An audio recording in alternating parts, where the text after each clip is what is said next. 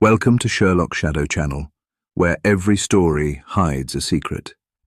Grab your coffee, sit back, and dive into a world of twists and turns. Tell us where you're watching from. Drop your city and country in the comments. Like, subscribe, and share the thrill with fellow mystery lovers. Let the adventure begin. Hercule Poirot and the Clue, etched in the window frost.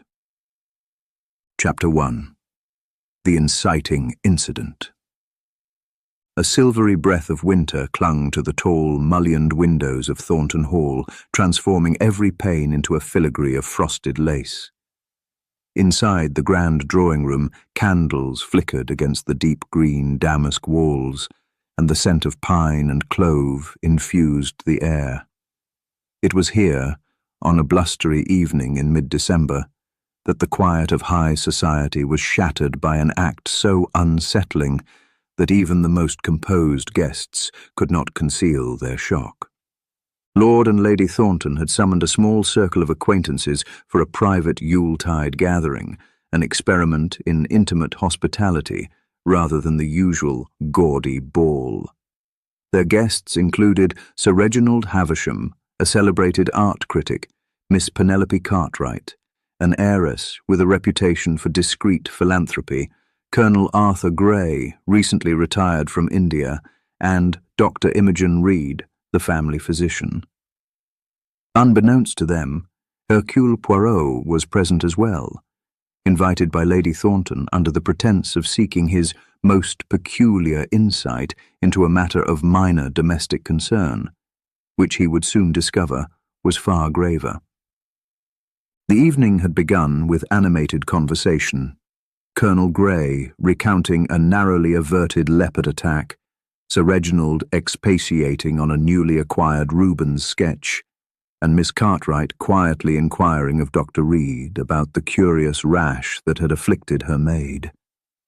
Poirot listened attentively, his small, impeccably waxed moustaches twitching at each anecdote until his hostess rose to propose a toast. "To friendship and the warmth of hearth and home," Lady Thornton declared, raising her glass of Burgundy.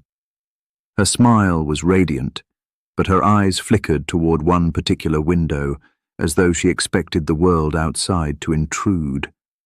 None noticed at first, for her invitation to raise glasses was gracious and familiar. Yet as each guest drank, a sudden gasp broke the spell. There, upon the frost-encrusted glass, a single word had appeared, etched as though by a slender, gloved finger drawing upon delicate crystal. Murder. Silence fell like freshly fallen snow. The word was backward on the interior pane, legible to them, but meant to mock the very notion of safety. The guests recoiled, breaths fogging the window as they pressed palms to the cold surface. Lady Thornton's hand hovered at her throat, her knuckles white beneath silk. And in that hush, Poirot's keen grey eyes narrowed as the game began.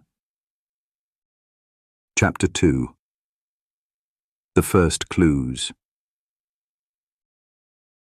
The hush that followed the appearance of the single word upon the window pane endured only a heartbeat before Lady Thornton recovered her composure.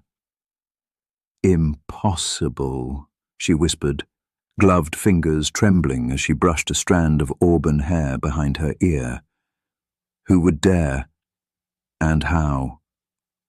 Sir Reginald Havisham cleared his throat, regaining a modicum of civility.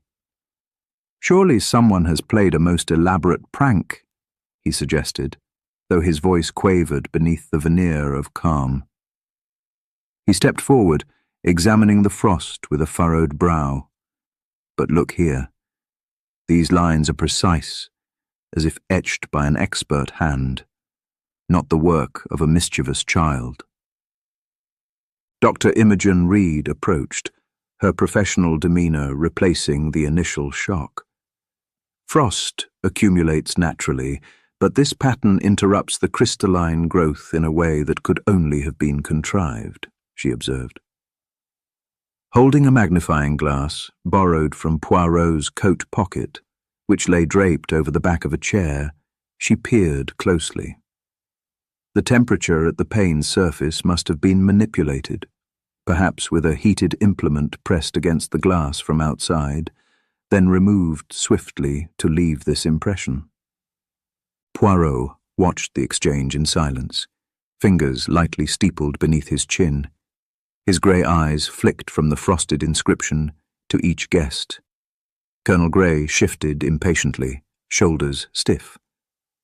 Outside, in this weather, the gardens are, 50 feet from these windows? Anyone would freeze solid trying to carve that message. His voice brimmed with indignation.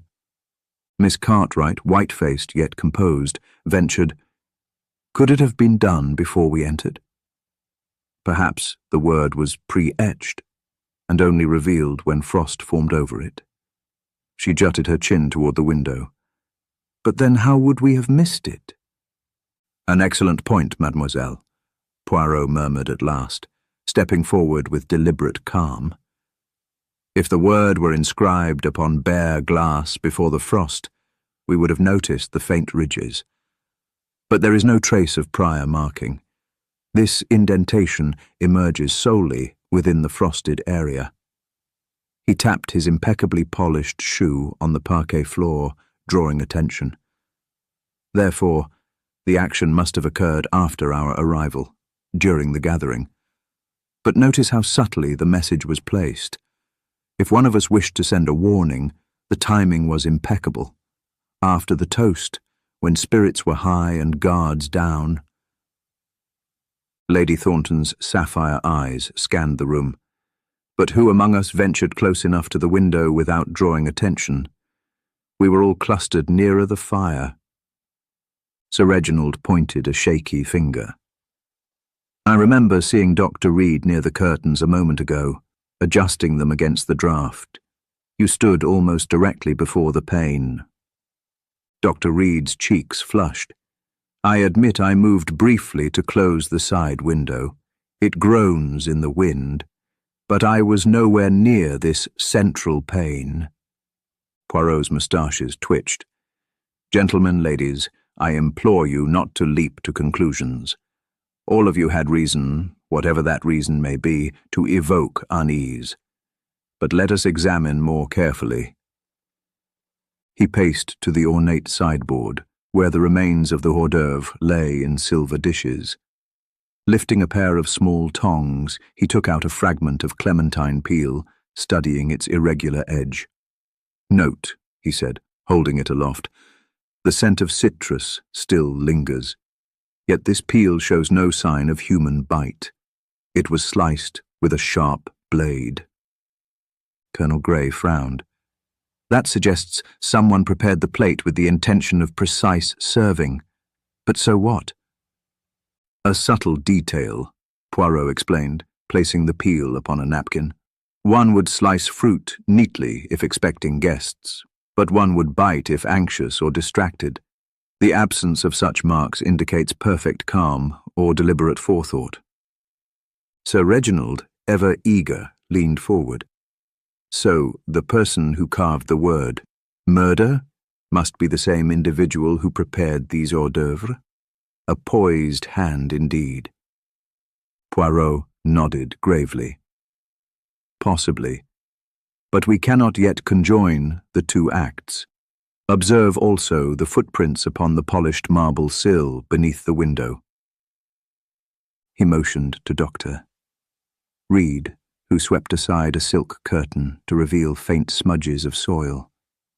"Remarkable," she murmured. "Garden earth, loam and a hint of frost. Someone stepped upon the sill after walking through the grounds, entering perhaps upon the narrow ledge."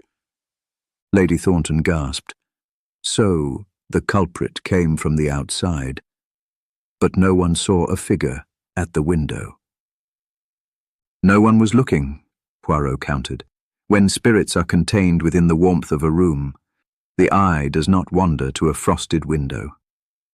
And our attention was fixed upon Lady Thornton's eloquent toast. Colonel Grey's brow furrowed as he traced the smears. But how could anyone balance upon that narrow ledge, carve the word neatly, and return without slipping? The stones beneath the sill are slick. Achieving this demands both daring and skill, Poirot said softly.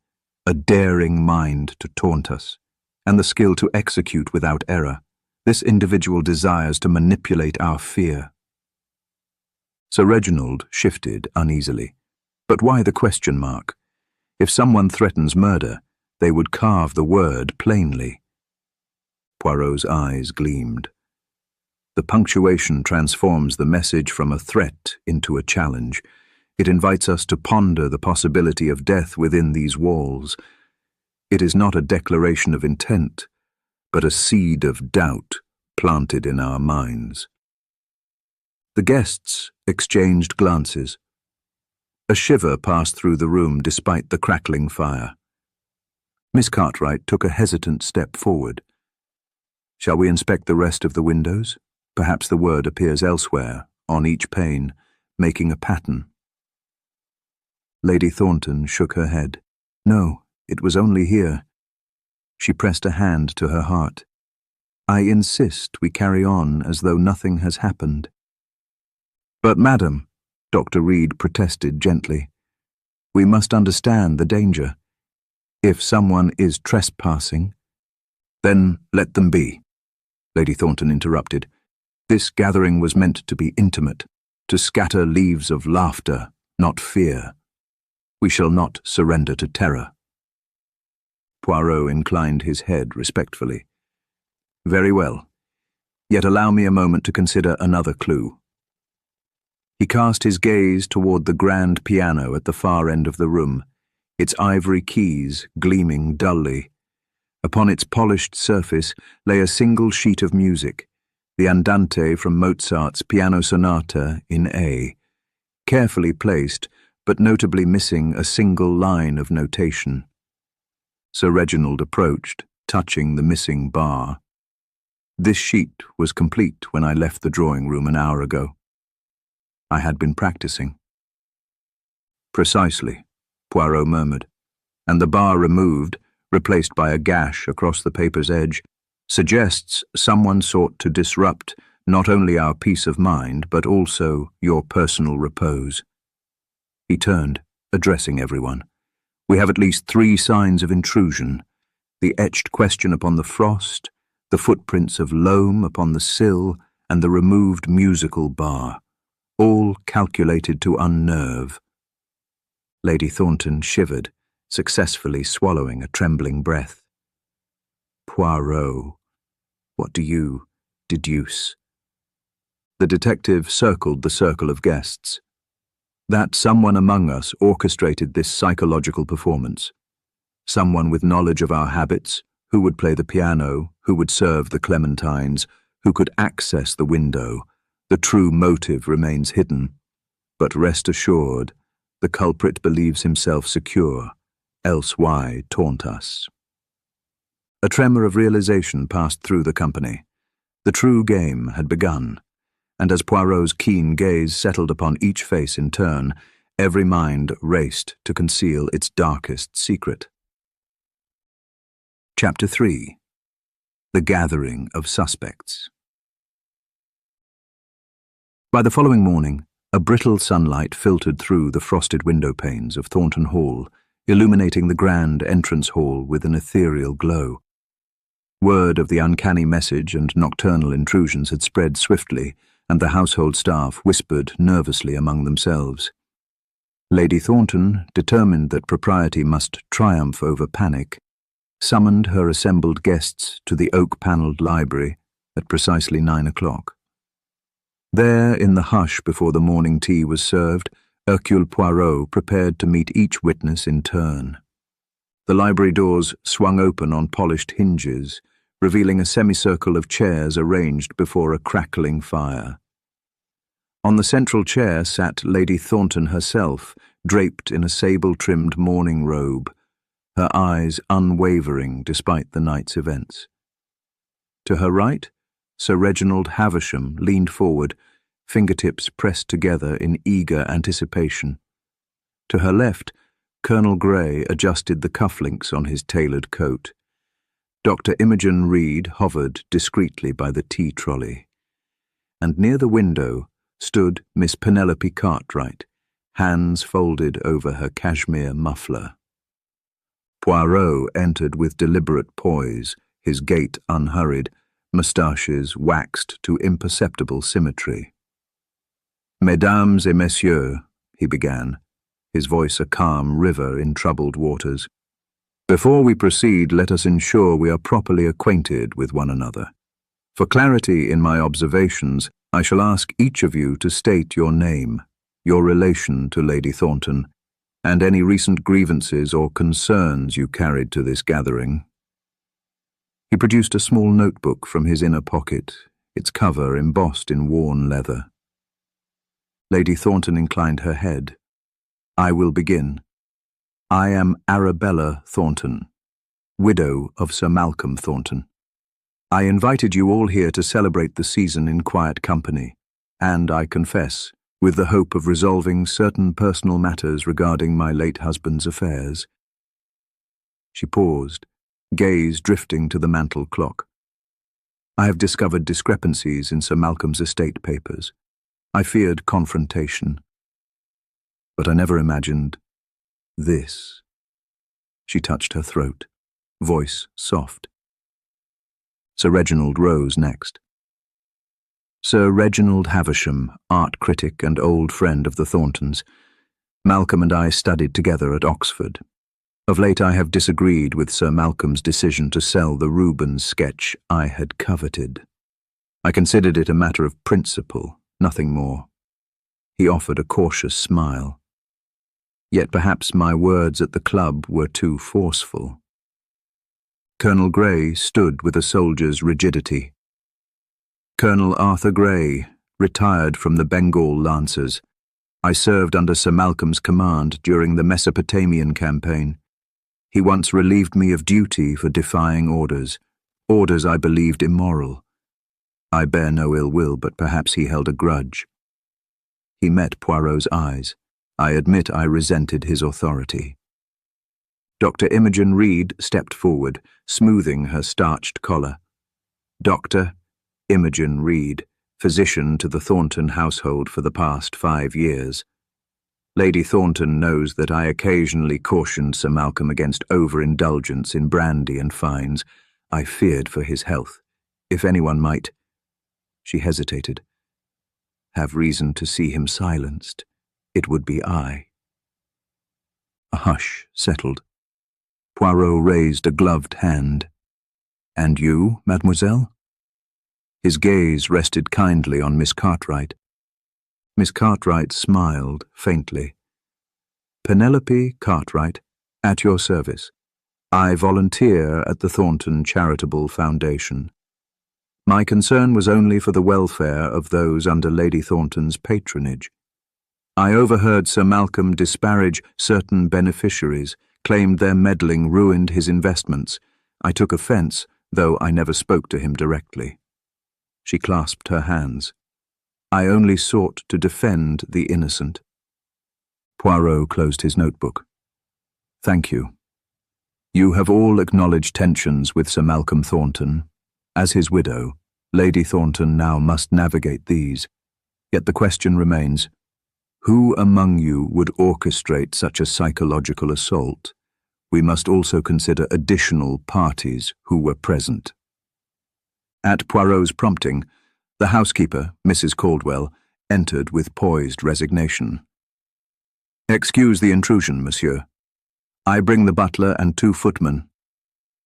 Mr. Hertford, the butler, bowed with military precision. "I am James Hertford. I served Sir Malcolm for 15 years. He trusted me with his secrets, and I served faithfully. Recently, there were late-night conferences in this very library, papers rustling until dawn. I do not know their content, but I felt uneasy."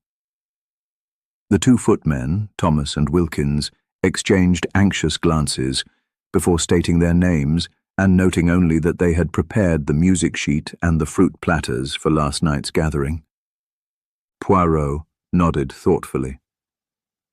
We have at least 8 individuals with access to the drawing room, the library, and the grounds. But there remains the question of motive beyond mere grievance. Who would risk exposure by tampering with estate documents, risking social ruin? He tapped his notebook. I propose we consider 3 categories of motive: financial, personal, and ideological. Sir Reginald frowned. Ideological? What ideology would target a private home? A conviction so strong that one seeks to punish perceived wrongdoing, Poirot replied. Perhaps a belief that Sir Malcolm's death would restore some moral balance. Or perhaps to prevent him from changing his will, thus diverting funds away from a cause. Miss Cartwright's lips trembled. You imply someone here fears loss of inheritance or philanthropic funds? Precisely, Poirot said. Lady Thornton, when do you intend to finalize your late husband's will? Lady Thornton exchanged a glance with Dr. Reed. Within the week, probate lawyers await the decision. Poirot's eyes gleamed. Then between now and the reading of the will, someone stands to gain, either by altering it or preventing it altogether. He paused, head tilted. But we must also examine alibis. I will meet each of you privately to determine your whereabouts from 8 until 10 o'clock last night, when the incident likely occurred. A ripple of apprehension passed through the group. Colonel Grey cleared his throat. Very well. But surely you do not suspect all of us equally. I suspect none at present, Poirot assured calmly. Rather, I seek clarity. The key to this mystery lies in not only who resented Sir Malcolm, but who knew of his preparations to change the will, and who could access the necessary documents. Dr. Reed approached Lady Thornton. Madame, might I retrieve the estate papers from your sitting room? I need a cup of tea before the morning examination. Lady Thornton nodded. Of course. She rose, and the 2 women departed together, Dr. Reed offering quiet counsel. Poirot motioned to Sir Reginald. Shall we begin with you? I understand you practiced the Mozart this morning.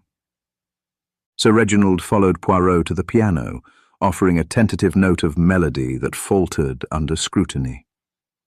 Meanwhile, Colonel Grey and the footman reclined in leather armchairs, exchanging furtive glances. Miss Cartwright retreated to a window seat, gathering strength before her own interrogation. As the small library settled into a hush once more, the hall clock chimed 10.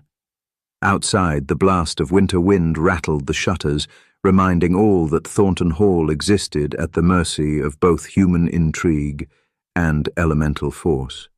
And in that charged atmosphere, Poirot prepared to dissect each statement, each hesitation, and each heartbeat, knowing that within their collective narratives lay the key to the enigma of murder. Thus, the circle of suspects tightened, and the invisible net began to close.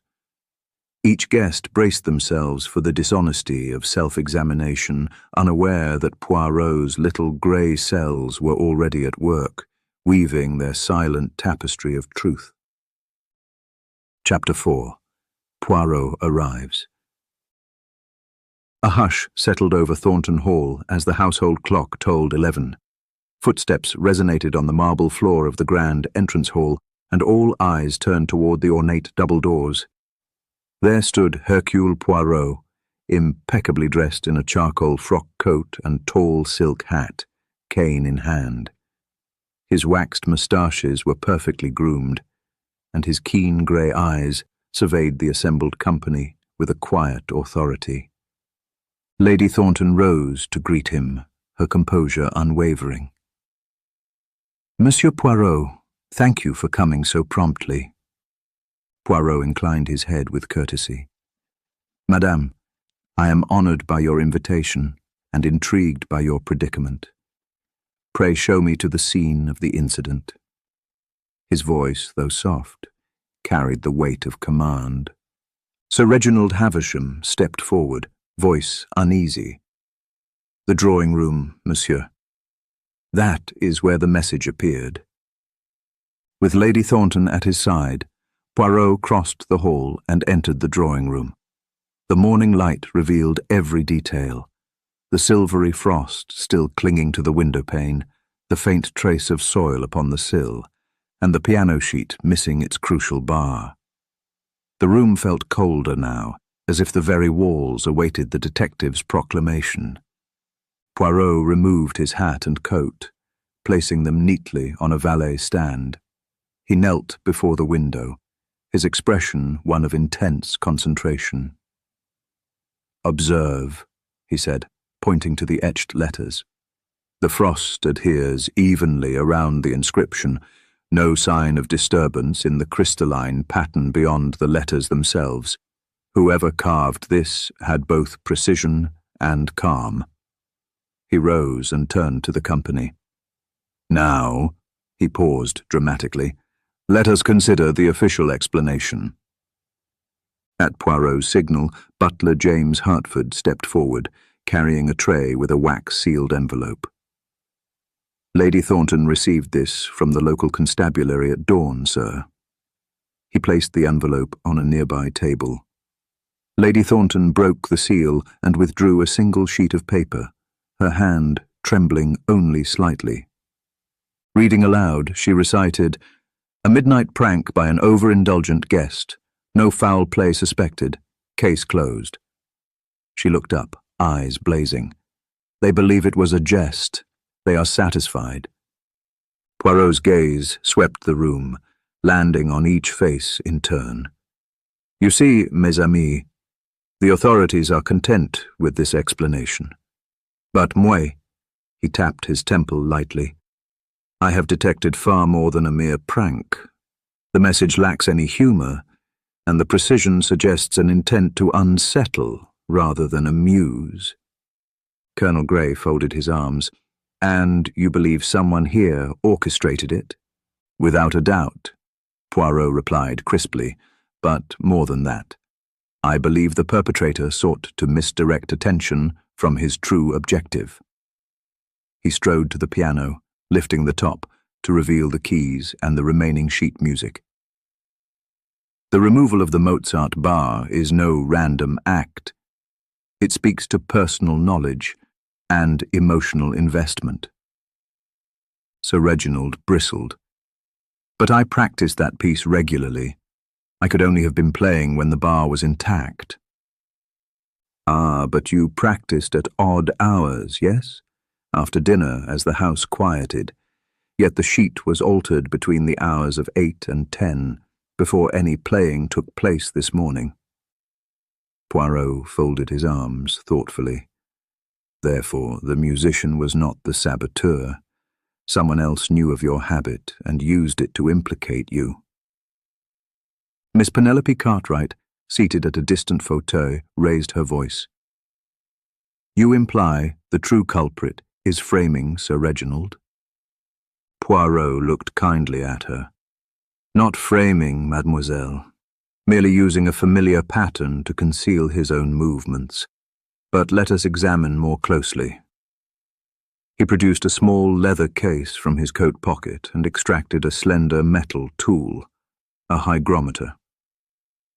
Holding it against the glass, he measured the temperature differential between the etched and unetched areas. The glass around the frost reads -4 degrees Celsius, while the etched letters correspond to -2 degrees. This suggests the perpetrator briefly warmed the glass surface, perhaps with a heated spatula or gloved hand pressed from outside. Dr. Imogen Reed gasped. So the culprit stood on the narrow ledge, warmed the glass and carved the word? Poirot smiled at her participation. Precisely. But note how the letters show no smudging of the glass's exterior. The implement used must have been slender and precise, a surgeon's skill, not a gardener's spade. He closed the hygrometer's lid and returned it to its case. I shall require a closer look at the tool used, but first we must consider the motives. He turned to Lady Thornton. Madame, you mentioned estate discrepancies. The will, when is the codicil to be signed? Next Wednesday, Lady Thornton replied softly. The lawyers await my decision. Poirot nodded. 3 days hence, the will be altered. Someone among us fears the change and seeks to forestall it through fear, either to gain time or to prevent it entirely. This message was but the opening move. Sir Reginald frowned. But fear of what? The alteration only modestly shifts a few £1,000s to charity.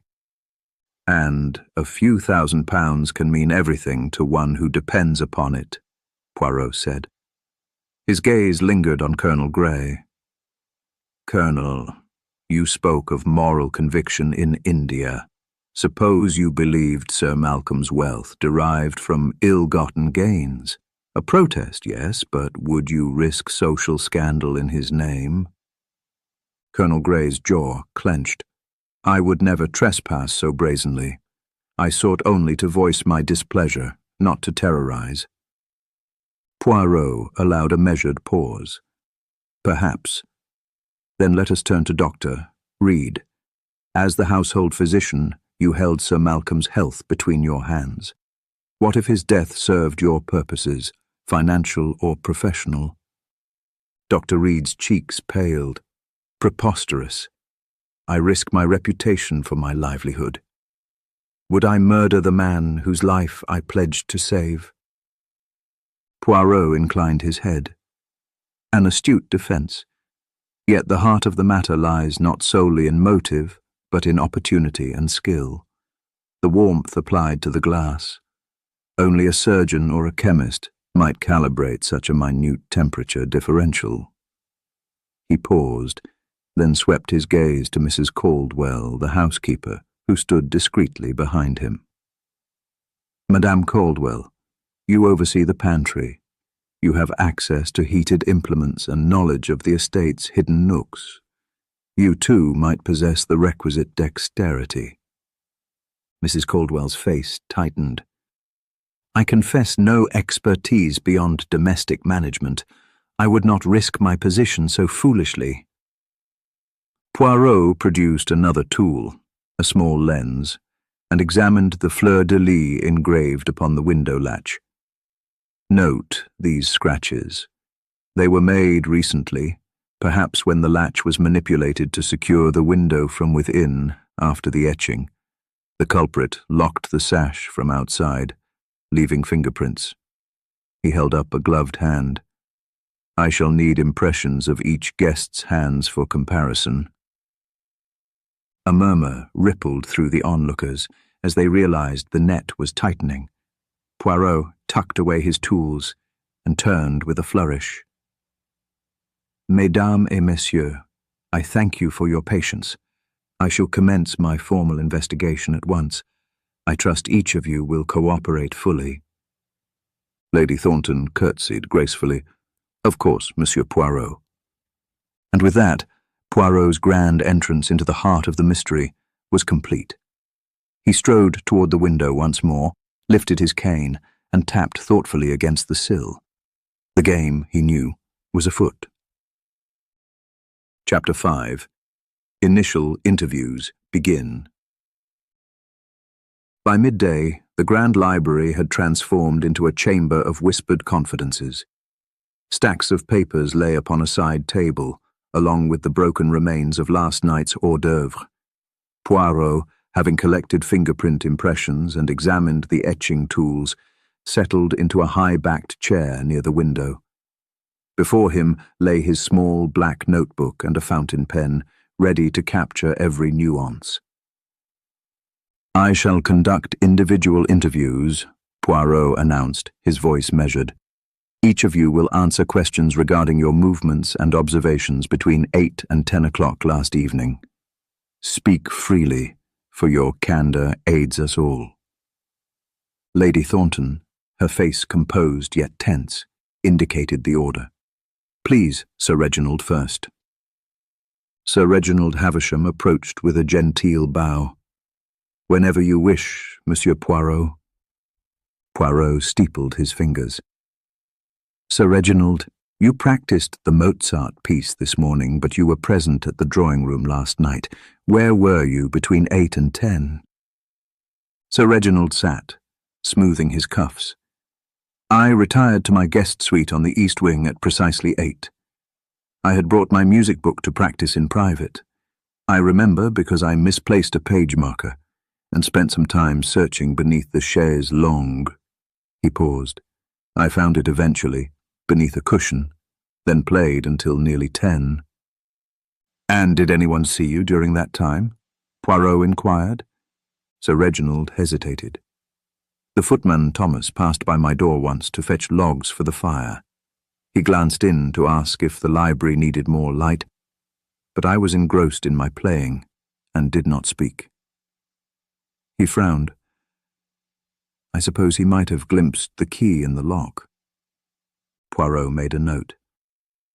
"Very well. You heard nothing unusual? No sounds from the drawing-room?" "Nothing but the wind," Sir Reginald replied. "Thank you, Sir Reginald. You may go." He rose and exited. Next came Colonel Grey, whose posture remained stiff and formal as he entered. "Colonel, where were you at the time in question?" asked Poirot, pen poised. The Colonel removed his hat. "I spent the interval in the billiard room, practicing my cue stroke. I find the game sharpens the mind." He smiled thinly. "I invited Dr. Reed to join me, but she declined, claiming medical rounds to Lady Thornton." Poirot tapped his notebook. "And did you see anyone around the billiard room?"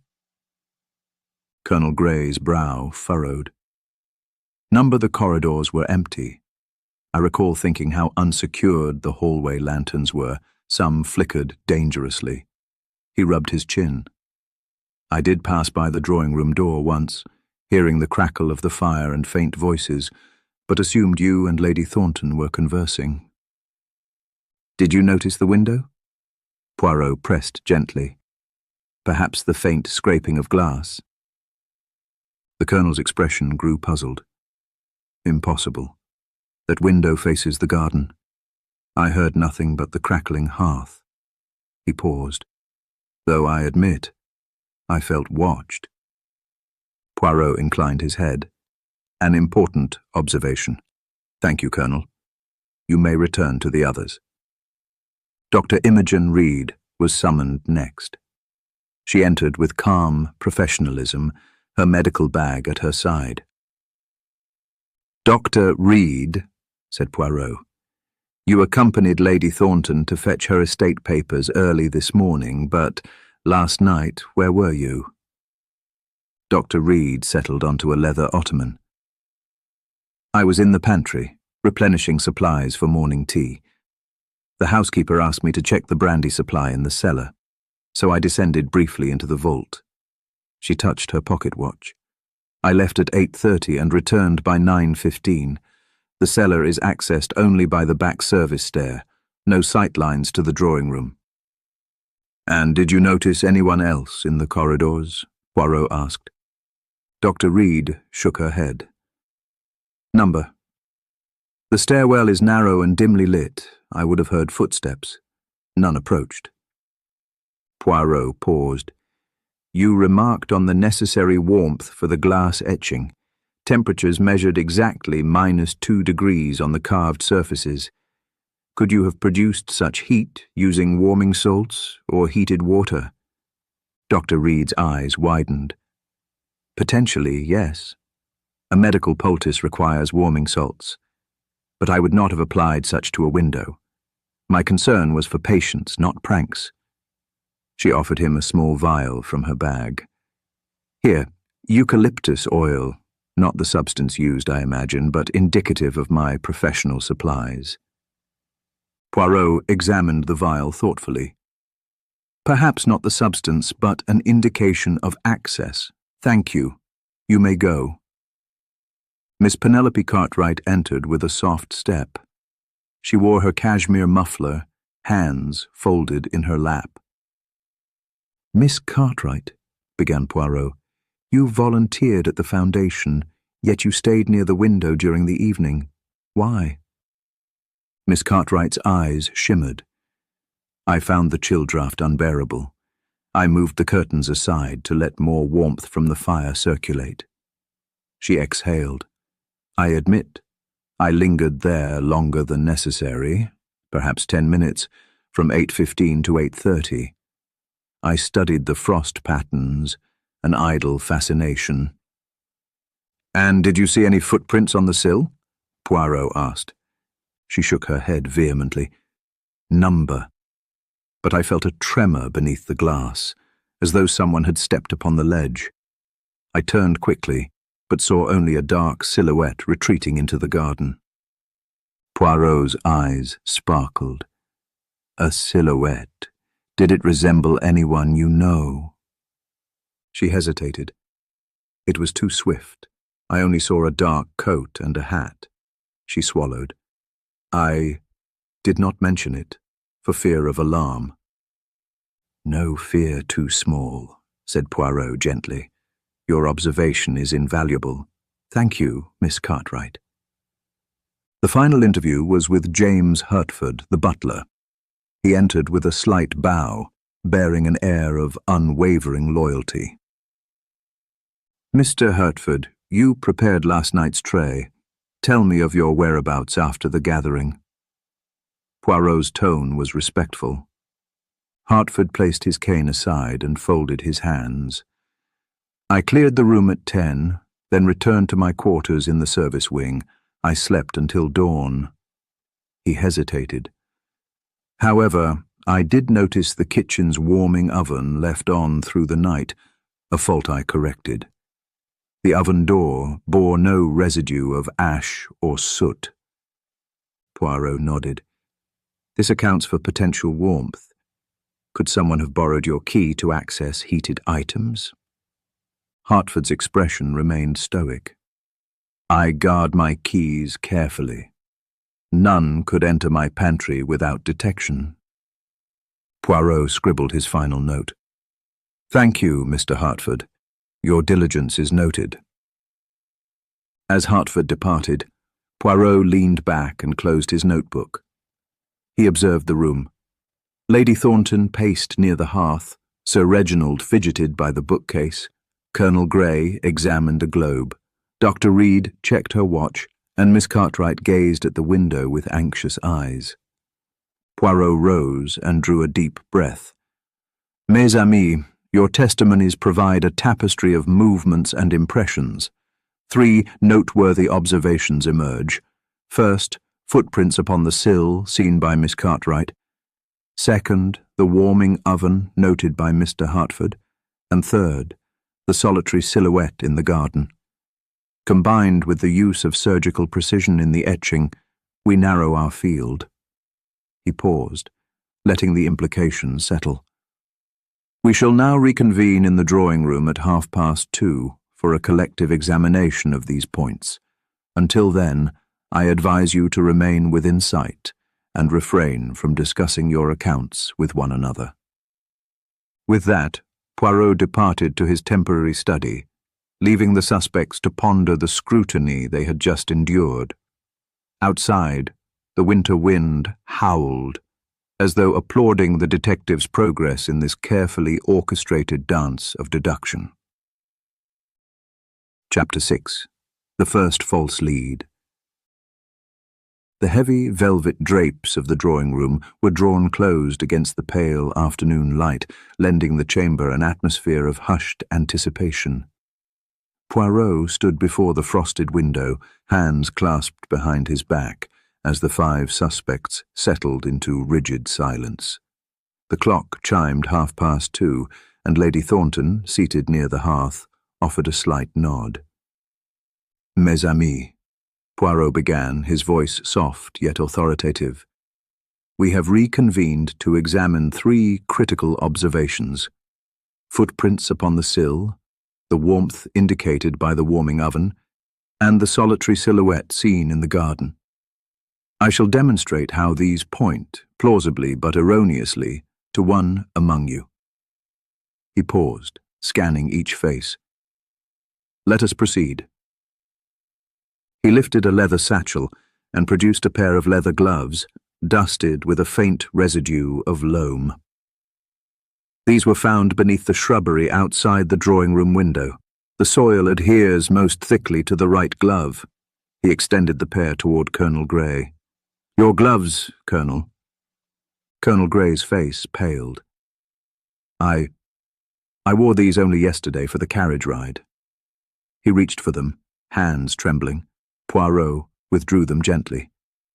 Yet note the pattern of scuffs and the soil composition, identical to the garden earth as analyzed by Dr. Reed's samples. He held the gloves aloft. One might conclude you climbed onto the sill, warmed the window, and carved your message. A murmur spread through the room. Colonel Grey opened his mouth to protest, but Poirot raised a gloved finger for silence. Furthermore, he continued, the warming oven in the pantry shares the same make as the calibration stones used for surgical instruments. Only a professional with chemical knowledge, say Dr. Imogen Reed, might recognize its potential. Yet the Colonel's gloves bear faint traces of aniseed oil, not eucalyptus, Dr. Reed's signature, but a common scent for leather glaze treatments. All eyes turned to Colonel Grey. He stood abruptly, chair scraping the floor. This is preposterous. I admit I wore these gloves for the ride in, but I returned them to the coat room last night before dinner. His voice cracked. Poirot nodded gravely. Forgive me, Colonel, but these gloves form a compelling link between you and the sill, and the aniseed oil suggests they were treated this morning, after your return from the billiard room. One might see motive in your resentment of Sir Malcolm's command, yet the zeal to terrorize seems disproportionate. Sir Reginald leaned forward. You're saying Colonel Grey tried to frighten Lady Thornton into altering the will? That is absurd. Poirot's moustaches twitched. Perhaps. Yet charisma and strength may mask darker impulses. Furthermore, he produced a small glass vial. This residue, analyzed by Dr. Reed, matches the warming salts from the pantry oven. Only someone with access to both pantry and garden could orchestrate the intrusion. He turned slowly toward Colonel Grey. Thus, the evidence appears damning. Colonel Grey's jaw set. Monsieur Poirot, I assure you I had no reason to threaten anyone here. I resent no one to the point of childish sabotage. Poirot inclined his head. Of course, but appearances govern initial impressions.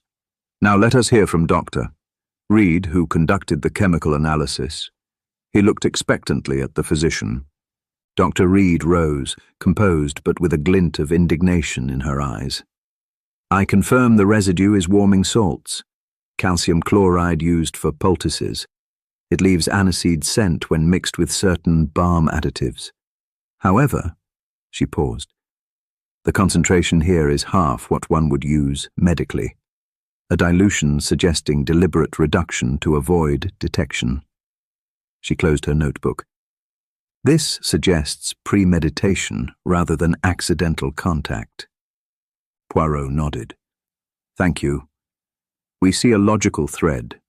Gloves with aniseed, warming salts residue, footprints on the sill, all pointing to Colonel Grey and implicating his access to the pantry.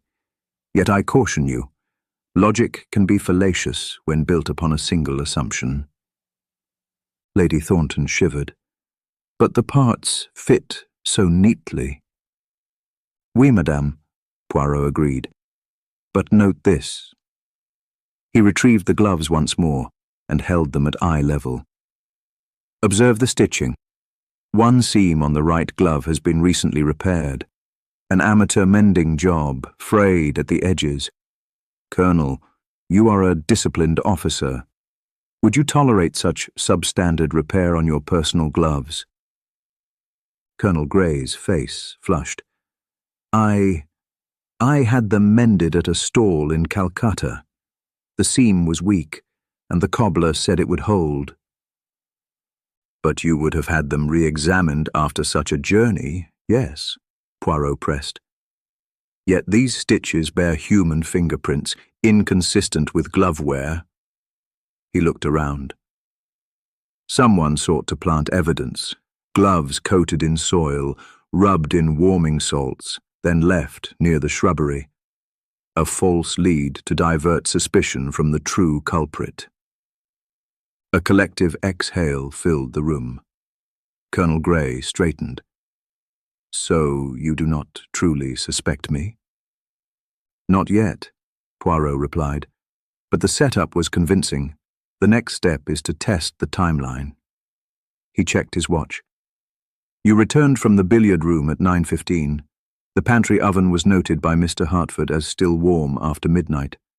Thus, the candidate for planting the gloves must have had access to the pantry long after our interviews, perhaps someone moving unseen among the staff. Sir Reginald's brow furrowed. But who? Mrs. Caldwell, the footman? Poirot gestured toward the housekeeper, who met his gaze calmly. Possibly. But we also have the silhouette seen by Miss Cartwright, distinctive by its height and build. Miss Cartwright, did you note any peculiarities beyond coat and hat? Miss Cartwright stood, trembling slightly. Yes, I recall the silhouette paused under the rose arbor and raised its arm as if adjusting a lapel pin. A gesture refined, not coarse. She met Colonel Grey's eyes, then shifted to Sir Reginald. It seemed almost theatrical. Sir Reginald's face paled. A theatrical gesture, like that of a performer. A critic might carry himself with such flourish. Poirot's eyes gleamed. An intriguing thought, monsieur. But let us not jump. We have seen how easy it is to construct a narrative that feels irresistible, yet remains false. He folded his hands. This false lead has served its purpose, to expose those who might hide behind appearances. The true culprit watches silently, confident in misdirection. We must now consider other evidence, particularly the missing musical bar and the private will papers. He paused, allowing tension to settle. Mes amis, let us break for tea. I shall request that Mrs. Caldwell bring hot water and fresh clementine slices. In the meantime, reflect upon what we have learned. Not every clue leads to guilt, and not every suspect is what they seem. The next steps will demand sharper scrutiny. As the group dispersed toward the sideboard, Colonel Grey stood quietly, gloves removed and folded neatly. Sir Reginald cast a furtive glance at his sheet music. Dr. Reed examined her notes with renewed focus. Miss Cartwright closed her eyes, replaying the silhouette's gesture. And Lady Thornton watched Poirot's back, determined to see justice served. Outside, the winter sky darkened, heralding the gathering storm of revelation that approached. And within the walls of Thornton Hall, the game of shadows deepened, the first false lead having done its work. Chapter 7. The Psychological Game. The drawing room had regained its warmth by the time tea was served, its amber glow restored by fresh clementines and steaming porcelain. Poirot, seated centrally in his favourite armchair, surveyed the assembled company with an air of deliberate stillness. The suspects, Lady Thornton, Sir Reginald Havisham, Colonel Grey, Dr. Imogen Reed, and Miss Penelope Cartwright, occupied the surrounding seats, each clutching a delicate china cup. Between them lay the remnants of the first false lead, the soil-stained gloves folded upon a side table. Mes amis, Poirot announced, his voice betraying no haste. We have seen how misdirection may entangle the innocent. Now allow me to engage your minds in a subtler contest, one of psychology rather than soil. He tapped the arm of his chair. I shall address each of you in turn. with a proposition or question designed to reveal not only what you know, but what you feel. A tense silence fell. Even the flicker of the candlelight seemed hushed. Poirot fixed his gaze on Lady Thornton first. "Madame, you spoke this morning of discrepancies in Sir Malcolm's estate papers.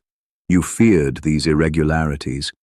Tell me, did your husband ever confide in you regarding his reasons for supporting or withholding support from those charities he so often mentioned?"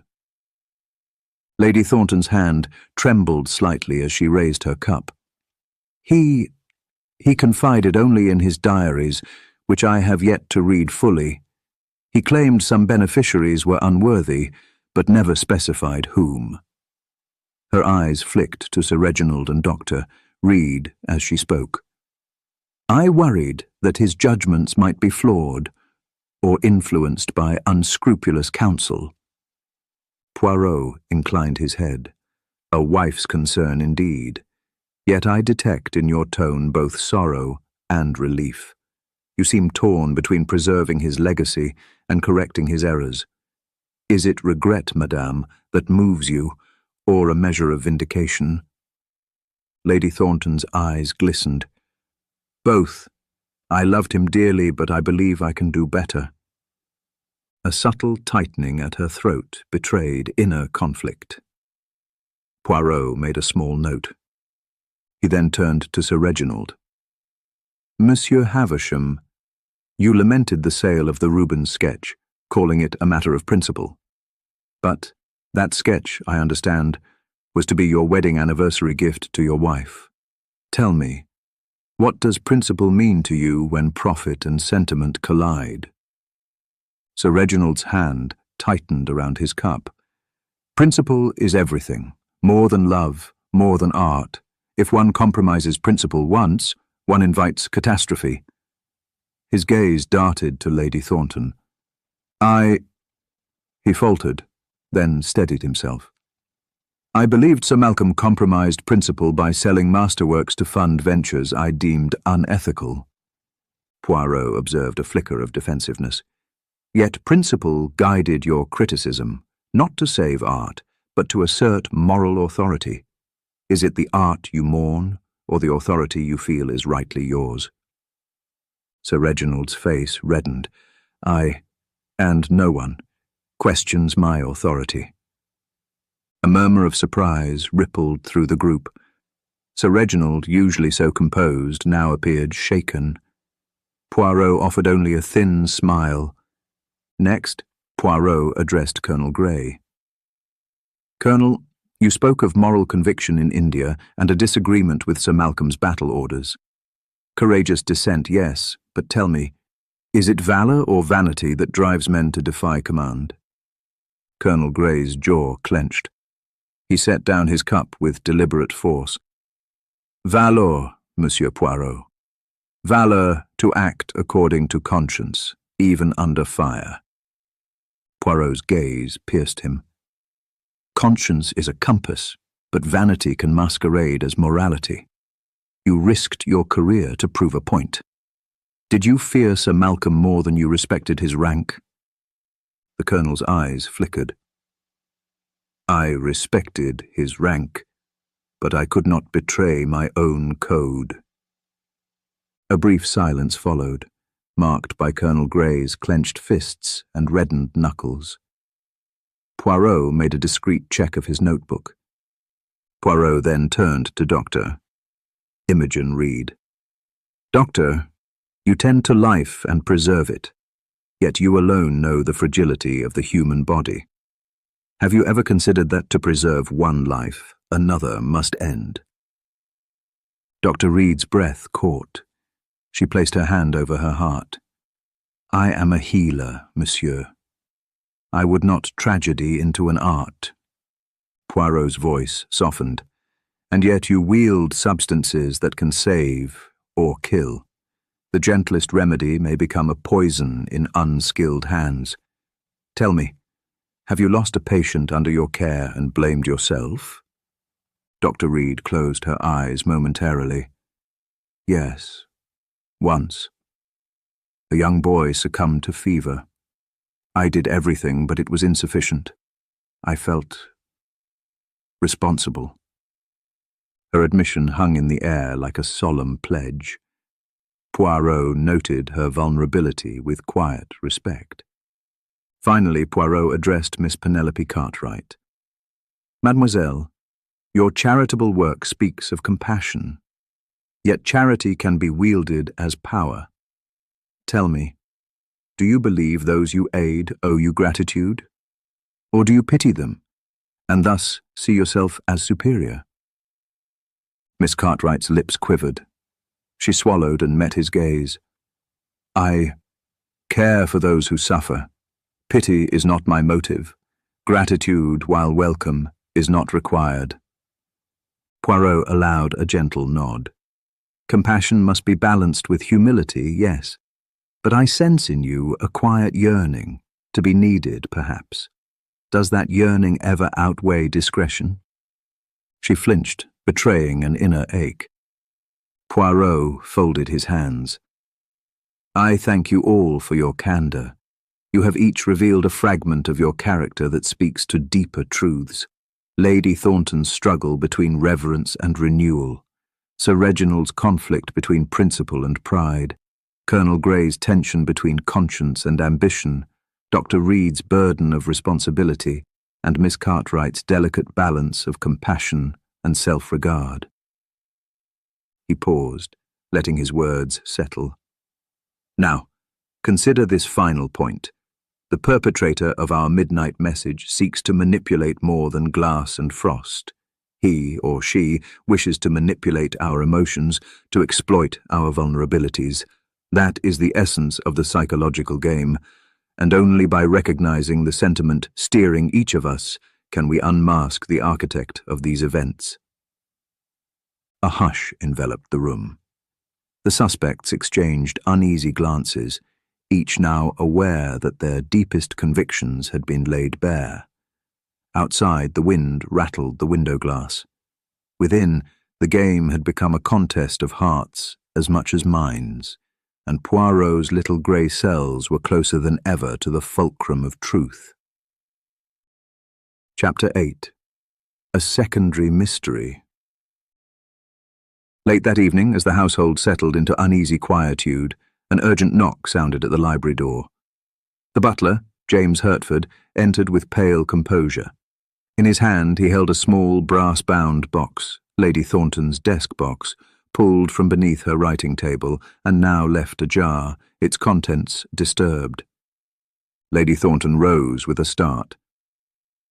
"My desk box. It contained the codicil to Sir Malcolm's will." She hurried forward, heart fluttering. "Open it, James." Hertford set the box upon the desk and lifted the lid. Inside, the papers were gone, save for Lady Thornton's monogrammed blotter and a single scrap of parchment torn and stained with ink. She gasped, examining the fragment. 3 words in Sir Malcolm's handwriting: "Unless you prove." Poirot, summoned at once, crossed the room with quiet urgency. He knelt before the box, inspecting its hinges. "The lock shows no sign of tampering," he observed, tracing a slender scratch along the brass rim. "It was opened with the key." He looked to Lady Thornton. "Where is your key kept?" "In my vanity drawer," she replied. "I never remove it from there." "Very well." Poirot stood and waved to the assembled circle. "Mes amis, we have a new development. The codicil has vanished, leaving behind but a fragmentary clue. This secondary mystery is no mere afterthought. It is central to our investigation." Sir Reginald stepped closer, concern etched across his features. "Without the codicil, the will remains unchanged. Lady Thornton stands to inherit as before, but so does the charity. The thief gains nothing, except time." "Time and confusion," Poirot said. "By removing the actual document, our culprit ensures that Lady Thornton cannot finalize the codicil, and thus the new distribution cannot occur. The question becomes, Who risks theft of a private document, and why? Dr. Imogen Reed moved to the table, lifting the scrap of parchment. This fragment appears to be part of Sir Malcolm's marginal notes. Unless you prove suggests a challenge, perhaps to require evidence of some wrongdoing before he alters his will. She handed the fragment to Poirot, who held it thoughtfully beneath the lamp's glow. Miss Penelope Cartwright sighed. Sir Malcolm was always adding marginalia to his documents, reminders to himself, words of caution, but this looks deliberate, as if someone wanted to leave behind a cryptic hint. Poirot nodded. Indeed, a clue by design. Notice the ink, very dark, almost blacker than the original script. The stroke is slightly heavier. He raised his magnifying lens. This suggests a different pen was used for the fragment, perhaps by the thief, to sow ambiguity. Our perpetrator is again playing psychological games, this time with paper instead of frost. Colonel Grey crossed his arms, but only someone with access to Lady Thornton's private rooms could open the desk box. The key was not duplicated, so the owner of the key must be the culprit. His gaze swept the group. Who, then, has been in her vanity? Lady Thornton drew a breath. Only I and Mrs. Caldwell when I requested assistance. She hesitated. And Dr. Reed, when I asked for tea in my sitting room this afternoon. Dr. Reed's cheeks flushed. I delivered the tea, but I did not open your vanity drawer, I assure you, madame. She faced Poirot. I have no reason to deprive you of your codicil. Poirot turned to Mrs. Caldwell, the housekeeper, who stood behind the trio. Madame Caldwell, what assistance did you render in the morning? Mrs. Caldwell curtsied. Madame requested her letters retrieved and a fresh teapot. I fetched the correspondence and the silver tea service. I saw nothing of the desk box. Sir Reginald frowned. Yet the lock bears the owner's scratch marks, consistent with no forced opening. Whoever took the papers used the key. Poirot closed his eyes momentarily, then spoke. Let us consider opportunity. After the morning's interviews, each of you returned to the drawing room until tea.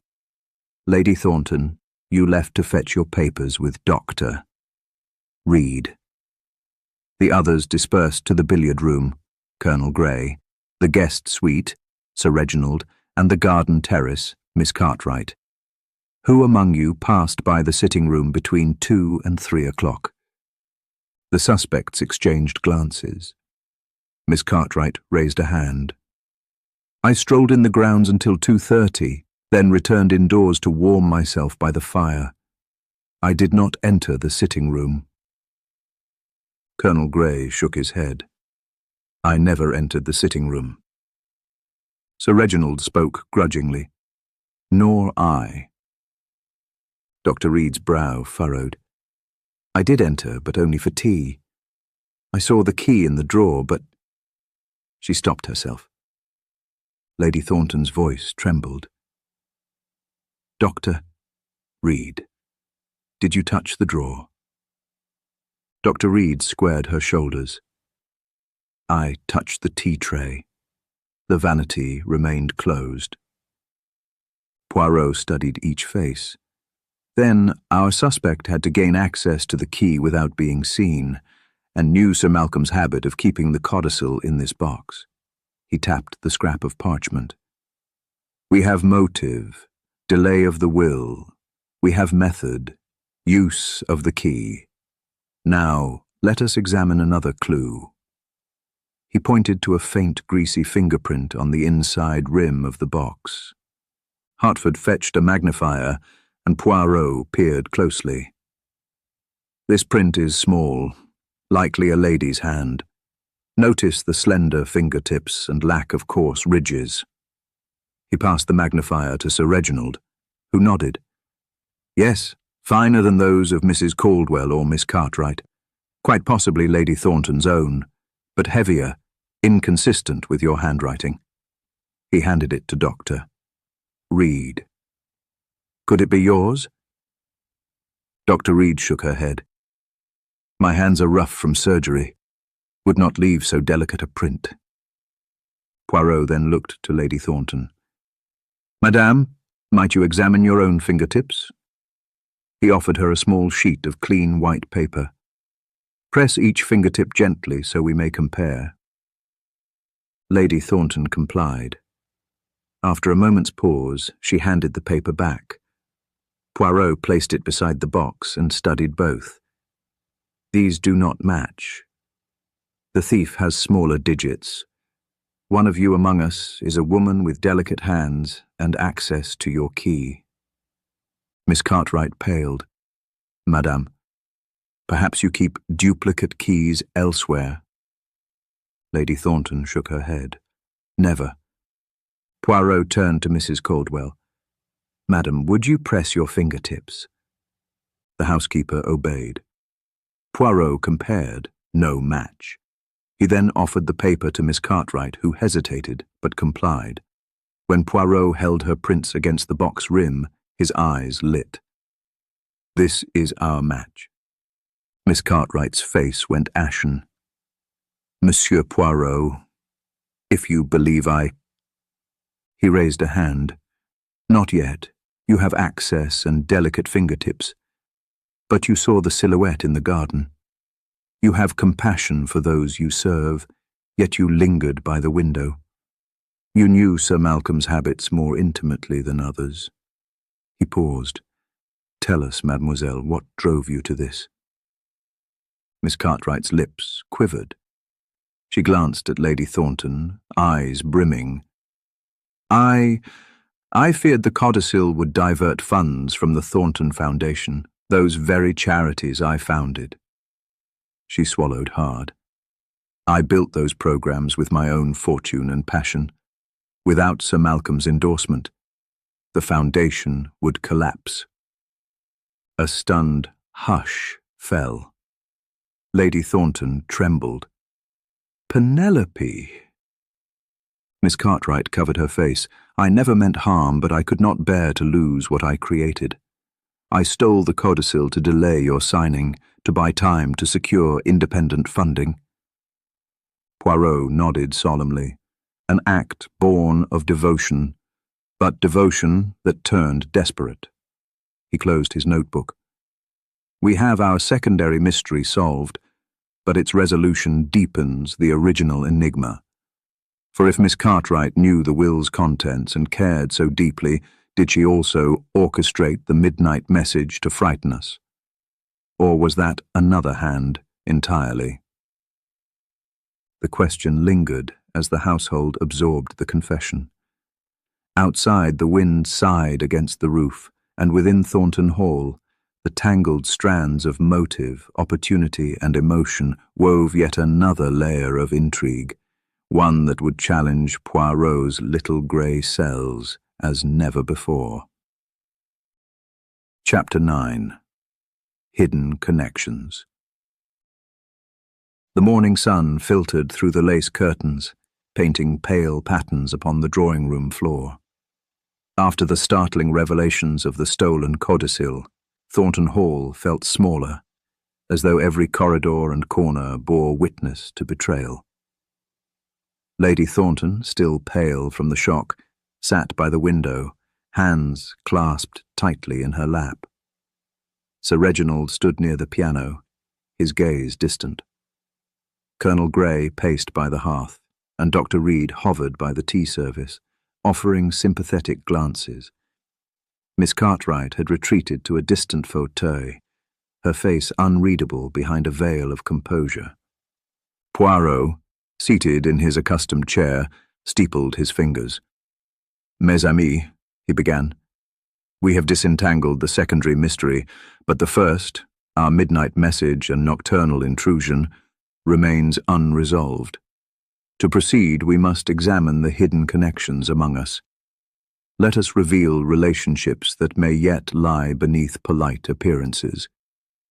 He tapped the arm of his chair. Lady Thornton, You and Colonel Grey served together in Mesopotamia, yet I suspect your bond was not merely social. Lady Thornton met his gaze steadily.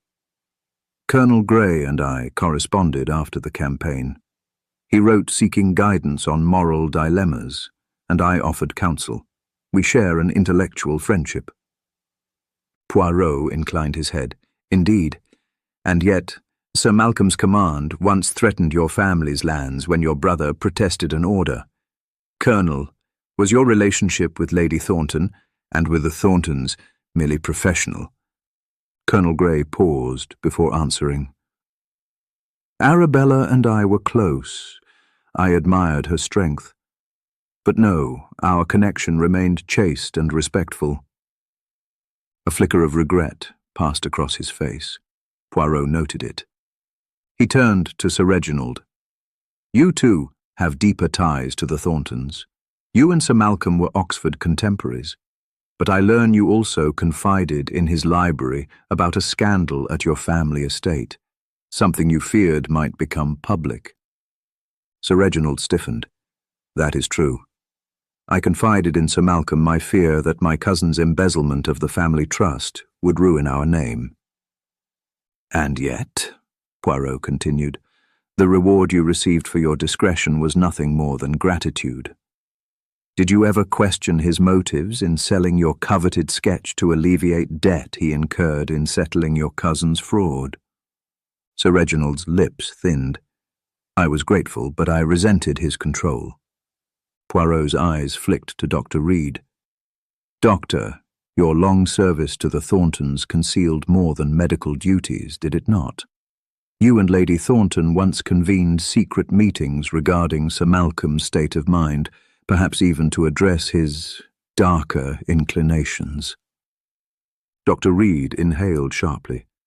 Sir Malcolm confided in me about nightmares, visions of retribution for past sins. I met privately with Lady Thornton to discuss treatment. That was all. Poirot nodded thoughtfully. Nightmares that spoke of justice.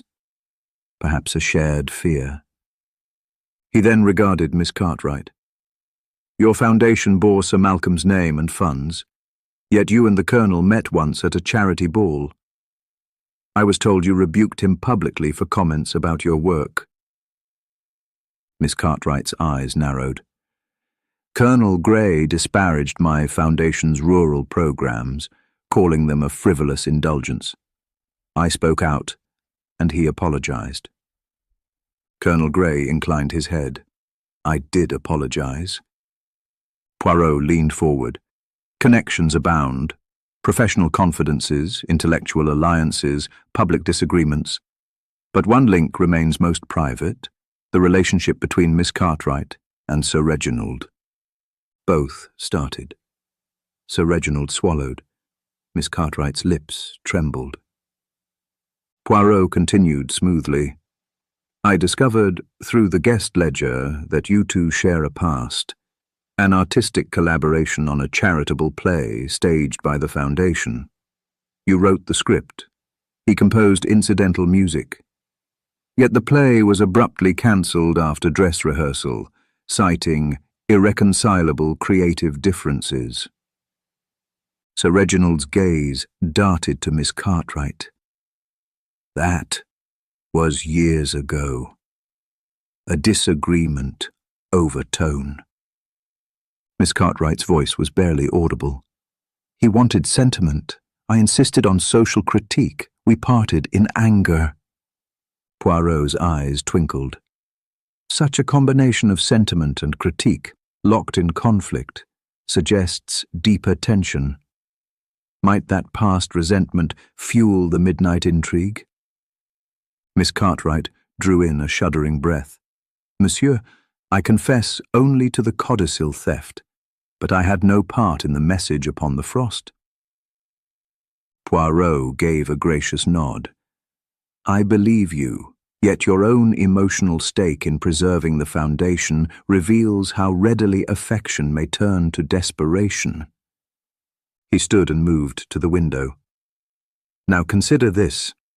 The inscribed word was placed with surgical precision, requiring not only calm nerves, but chemical knowledge and dexterous hands. Dr. Reed, you possess the knowledge. Colonel Grey, the dexterity. Sir Reginald, the artistic hand. Lady Thornton, the disposition for risk. Miss Cartwright, the motive. But one among you is bound to another in secrecy. He turned to Lady Thornton. Madame, your past, too, harbours hidden connections. To Dr. Reed, to Colonel Grey, to Sir Reginald. But it is your bond with your late husband that remains most obscured.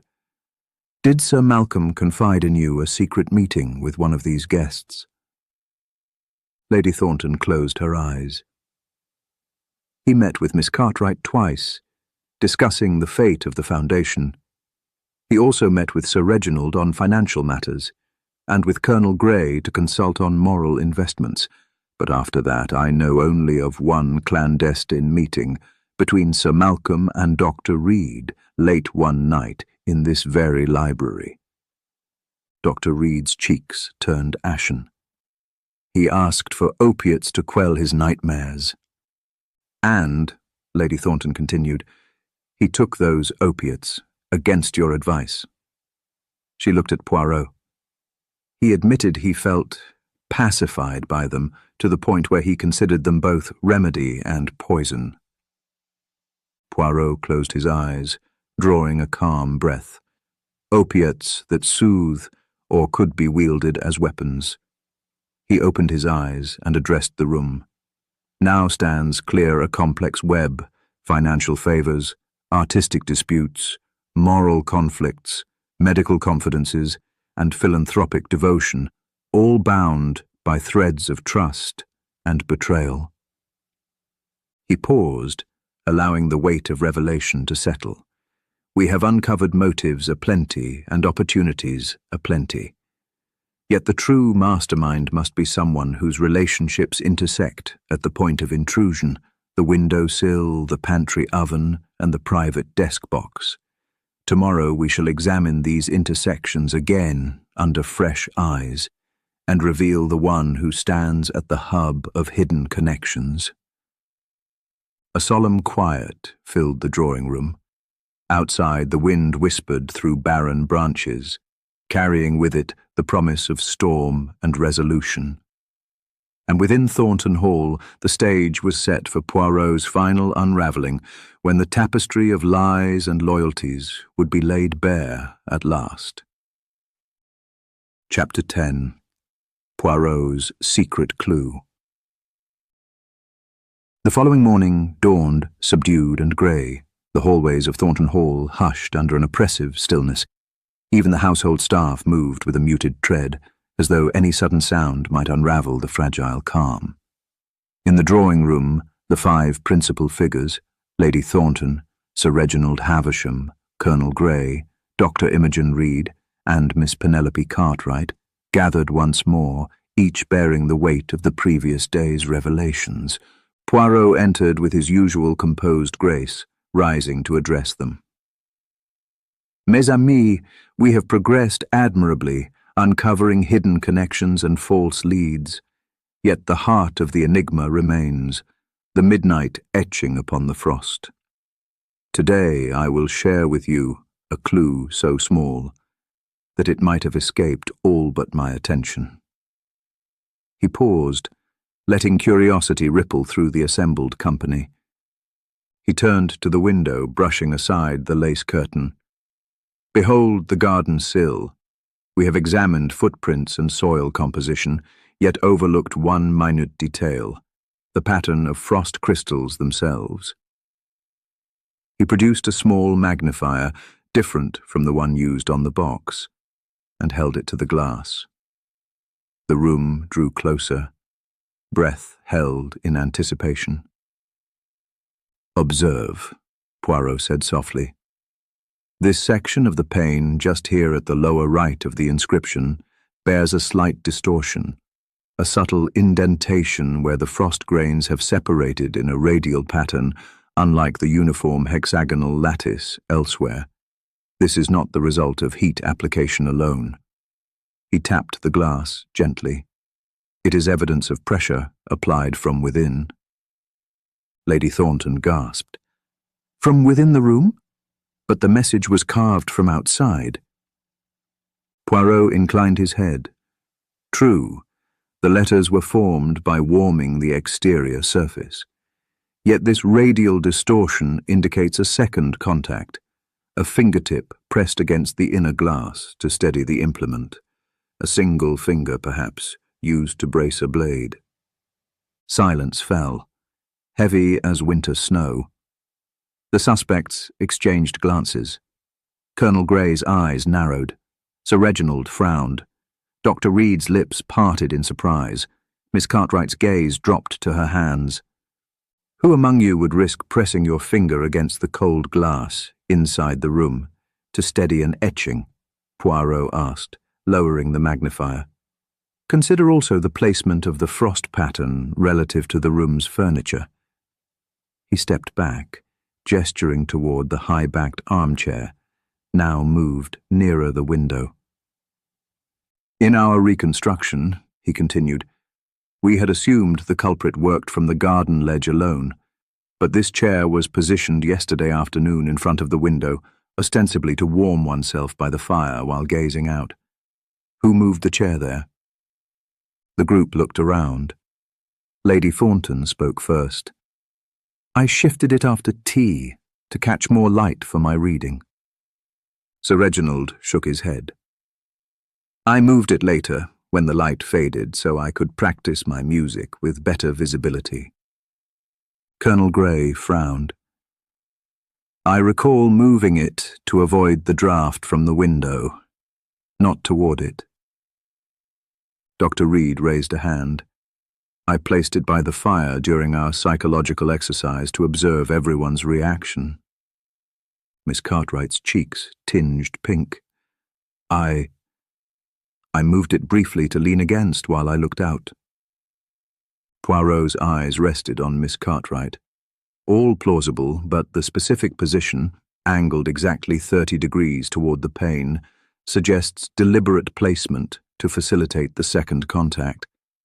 A more casual movement would not yield this precise orientation. Miss Cartwright swallowed. She opened her mouth, then closed it. Poirot turned to Sir Reginald.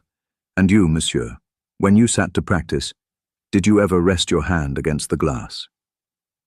Sir Reginald's brow furrowed. I do recall bracing my elbow against the window sometimes to steady my wrist while playing. A collective murmur rose. Poirot held up a finger. A crucial admission. The smudge of music chalk, used to mark staves upon a practice score, was found on the inner sill. Initially dismissed, it matches the chalk Sir Reginald used on his manuscript. He reached into his inside pocket and produced a tiny fragment of chalk dust sealed in a glass vial. This residue was detected by Dr. Reed during her analysis, but not reported until now. Dr. Reed looked surprised. Indeed, during my initial chemical tests, I noted an unusual mix of calcium compounds on the inner sill. I assumed it originated from shoe chalk carried inadvertently on the gloves. Poirot smiled thinly.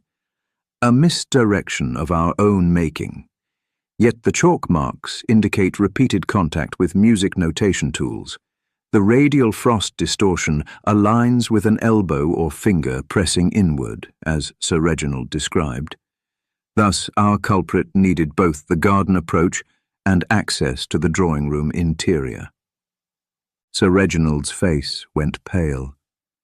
Monsieur Poirot, are you suggesting I participated in the midnight etching? Poirot's gaze shifted to Lady Thornton. Not necessarily. We must consider who might use Sir Reginald's habit as a cover. For instance, someone familiar with his music practice. Someone who knew to apply chalk and to steady the blade from inside. A tense silence reigned. Colonel Grey clenched his jaw. Dr. Reed's eyes glimmered with thought. Miss Cartwright stood motionless, fingers interlaced, Lady Thornton's brows knit in troubled contemplation. Poirot softened his tone. Let us recall the order of events. The foil of the secondary mystery consumed our attention early this morning. But the etching occurred last night, between 8 and 10. Who among us returned to the drawing room after tea but before dinner quietly enough to avoid detection? He turned to Dr. Reed. You mentioned fetching the codicil from the sitting room at approximately 3 this afternoon.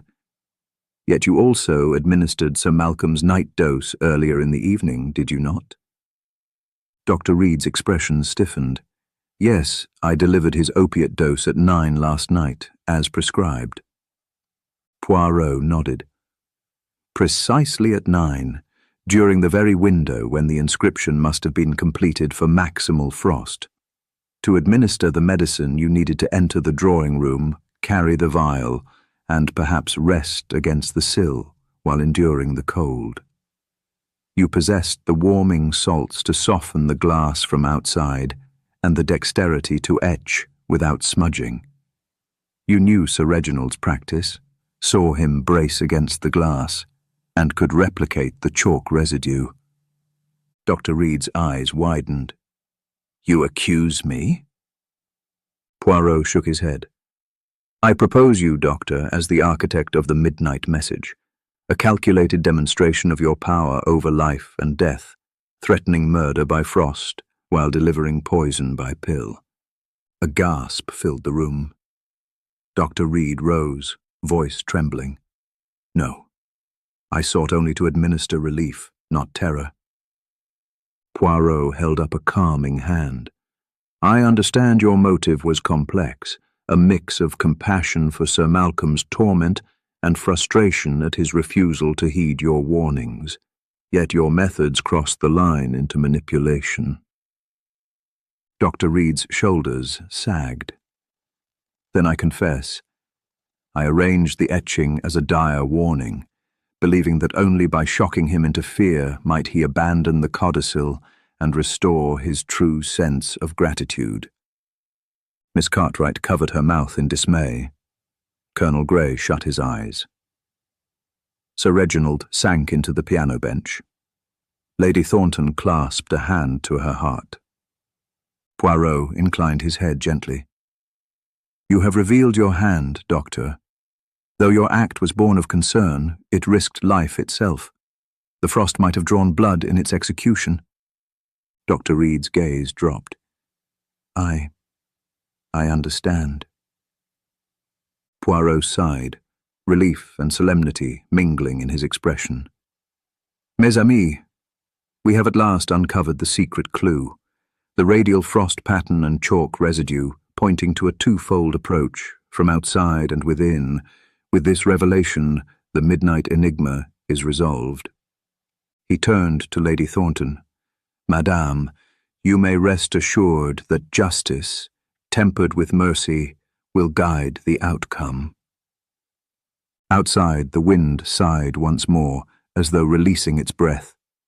Inside Thornton Hall, the final thread of the mystery lay revealed, the subtle clue shining brightly at its heart.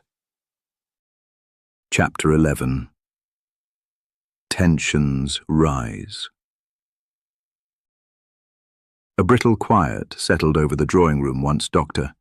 Imogen Reed's confession echoed among the dark wood panelling. The storm-lashed windows rattled as though in protest, and the hearth's flames seemed to flicker with unease. Lady Thornton pressed a trembling hand to her heart. Sir Reginald's shoulders slumped in dismay.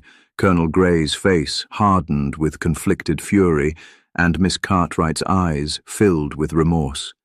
Only Poirot remained unmoved, though his gaze burned with the gravity of what he had uncovered. Sir Reginald was the first to speak, voice low and urgent. Doctor! Reed, how could you? To terrorize him so, risking harm when you promised to heal.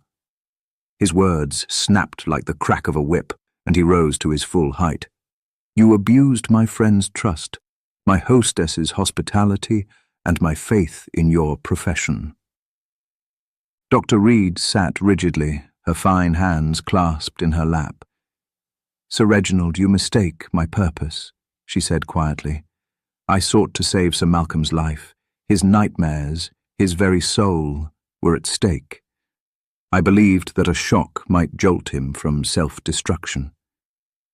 Miss Cartwright leaned forward, sorrow and anger mingling on her face. "A shock? You used fear as poison. You turned our gathering into a mockery of murder. You robbed me of any chance to right my own wrongs with the codicil, to make amends. And now you confess to this madness?" Her voice cracked, tears glimmering. Dr. Reed's eyes flickered to Lady Thornton. "Madame, I regret the distress I've caused you, but I could not stand idle as he—" She swallowed. "As he discarded everything we held dear." Colonel Grey interjected, voice tight with rage. "Hold! You speak of loyalty and care, yet your methods were cruel and perilous. Do you not see that you might have driven him to actual harm?" He crossed to the window, looking out at the pounding rain. "Do you realize how close you came to something far more dire than a message in frost?" Lady Thornton rose, crown of sable trembling. "Enough!" she commanded. The others froze. "This is my home, and my late husband is owed every ounce of respect." She met Dr. Reed's gaze. "You have endangered us all. Now, you must answer, what guarantee do we have that you will not pursue further extremes?" Dr. Reed's composure quavered. "No guarantee, madame. I acted alone, believing only in the necessity of my intervention. But I will not harm again." Sir Reginald scoffed. "Is that a promise, Doctor? Or another measured fallacy to placate us?" He folded his arms. "Because I find it hard to trust someone who wields fear like a scalpel." Poirot stood, raising a hand to restore order. "Gentlemen, ladies, please, our aim is to move forward, to resolve the matter before more harm occurs." He fixed Dr. Reed with a compassionate glance. "You have admitted your act. Now, we must determine the consequences. But first, let us explore alliances and fractures among us, for tensions now run high, and loyalties will be tested." He turned to Colonel Grey. "Colonel, you and Lady Thornton share a bond of mutual respect. Yet your moral disagreement with Sir Malcolm once threatened your standing. In this crisis, will you side with Lady Thornton's heart, or with Sir Reginald's sense of scandal?" Colonel Grey's gaze softened as he looked at Lady Thornton. He bowed his head slightly. "I stand with Lady Thornton. Her loss is my concern." Lady Thornton inclined her head, relief softening her features. She then looked to Sir Reginald. "As for you, Reginald, you have been a dear friend, but your judgment now feels harsh." Sir Reginald's jaw clenched. He drew a slow breath. "Madame, I apologize. My fury overcame my respect." He bowed formally. "You have my loyalty." Poirot clapped his hands gently. "Excellent. We see a bond of trust forming between Lady Thornton, Colonel Grey, and Sir Reginald. Now, Miss Cartwright, your foundation's fate hangs in the balance. Do you align with Lady Thornton's forgiveness, or respond to Sir Reginald's reproach?" Miss Cartwright rose, tears glistening. "I owe my deepest apologies to you, Lady Thornton, and to all here. My actions compounded this distress, yet I remain committed to repairing the damage." She looked at Sir Reginald. "I apologize to you as well, sir. Your critique was deserved."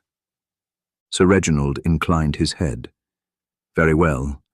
Let us act as allies in finding a resolution rather than adversaries in recrimination." Poirot smiled. "See how swiftly the tempest of conflict can subside when guided by civility. But note, these alliances are fragile. Under the strain of further revelations, even the truest bonds may falter. He moved to the center of the room. But now, let us return to the pressing issue, the stolen codicil and the midnight warning. Dr. Reed's act was one of fear, Miss Cartwright's one of desperation. Both used deception. But what of the original crime? He paused, meeting each face in turn. Does anyone among you still withhold information? Is there a connection between the two intrusions beyond the involvement of Dr. Reed and Miss Cartwright that we have yet to explore? A tense silence followed. The gathered company exchanged furtive glances. Then Colonel Grey spoke. Monsieur Poirot, I confess I saw Miss Cartwright near the window last night, long after the message appeared. Miss Cartwright's cheeks burned. I already told you, sir. I warmed myself there. I saw the silhouette. Sir Reginald interjected. And I saw Dr. Reed's lamp flicker outside the window at one point. I thought it might be a staff member checking drafts. Dr. Reed's eyes narrowed.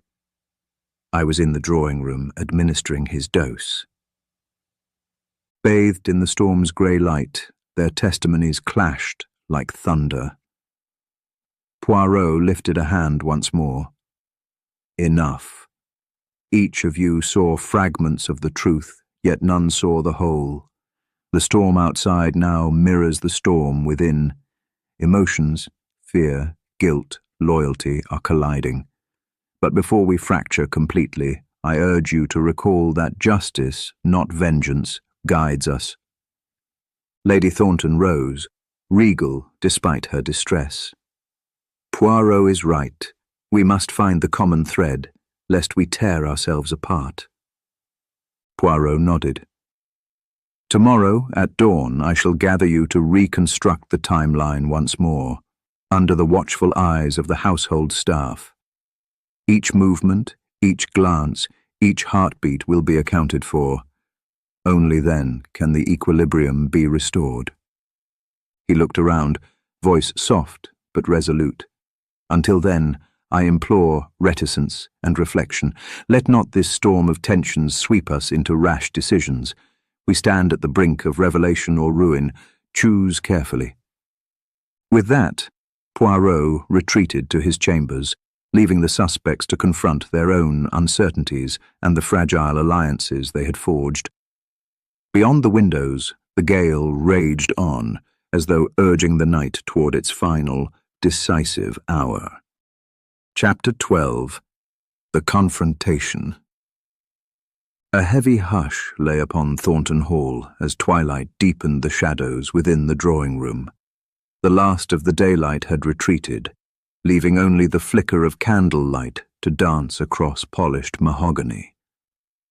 Poirot stood before the assembled guests, Lady Thornton, Sir Reginald Havisham, Colonel Grey, Dr. Imogen Reed, and Miss Penelope Cartwright, each bearing the weight of recent revelations.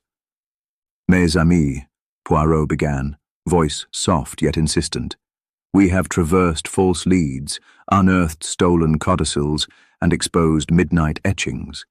Yet one crucial question remains unanswered. Why was the word murder carved upon the frost? Dr. Reed, you admitted your role in that act, claiming it as a dire warning, but there remains a detail you have not disclosed, one that betrays knowledge only the true architect would possess. All eyes turned to Dr. Reed.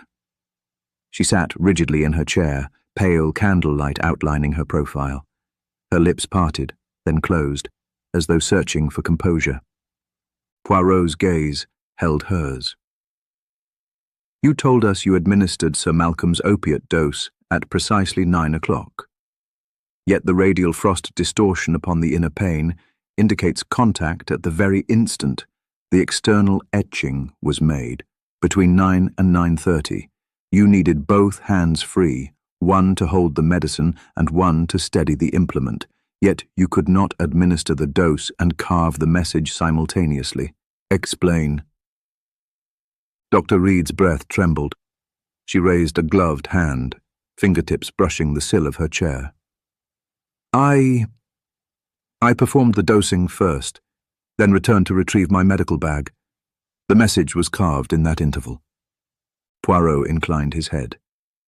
Ah, but your own vial of tincture was found upon Sir Malcolm's bedside, empty. Yet we discovered in your bag a second vial bearing a different stopper, one identical to the sealed container in the drawing-room cabinet. The thief must have used that vial to buy time. He paused, letting the accusation sink in. Dr. Reed's eyes widened. I carried 2 vials, yes, one as contingency. Her voice quavered. I did not realize the stopper was different.